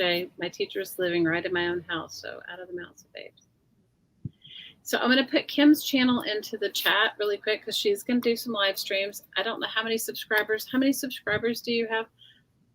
Oh, you needed it at 3 a.m. I'm sorry, girl. I'm sorry. And you should have called me. I was Oh, waiting. wow. So Kim has 48 subscribers. I don't know when she's going to go live or do her thing, but she does have some videos up on her channel. So go subscribe so that you can be there. And Anne's link is in the description box below. I think we're all going through this heightened sense of stuff. You know, we're all going through this uncertainty, but I think we can take. And I we think can a lot of times we're not even aware of it. Yeah, true. But I think we can make a choice to go through it with grace, right? Kindness, empathy. Mm-hmm. You know, and so that's what I choose. All right, my loves. I will see you. We'll see you next Friday at Mary's Hop. So everybody, head over to the Mary Attier, and I will put her channel. Give me a second. I'll put it in the description box before we go. Next Friday, yeah, I'm sure she's still going strong. I love Mary. You know, Mary is like so she's so inspiring. Like, you know, fearless and inspiring. And she said, I get inspired anytime I hang out with her. Yeah. So there's Mary's channel. You guys head on over. If you're not subscribed to her, please subscribe because that'll give you. You'll know when we'll all be on. And I think how many are hopping with us? Do you know? I think it's the 5 in the morning and 5 in the evening. I think there's Awesome. the 10 of us So again. It's a great way. It's a really fun evening, and it's a really fun day. It's a really fun evening for everybody to hang out and get to know each other. Yeah, I think we're each on for 35 minutes, you know, and so a wide variety of, you know, insight and talent, and, you know, we move on to the next, which is great. 35 minutes, and awesome. It's awesome. All right, guys, I love you, and until next time, as always, from my heart to your heart, I'm sending you so much aloha. See you next Friday over with Mary. Bye for now.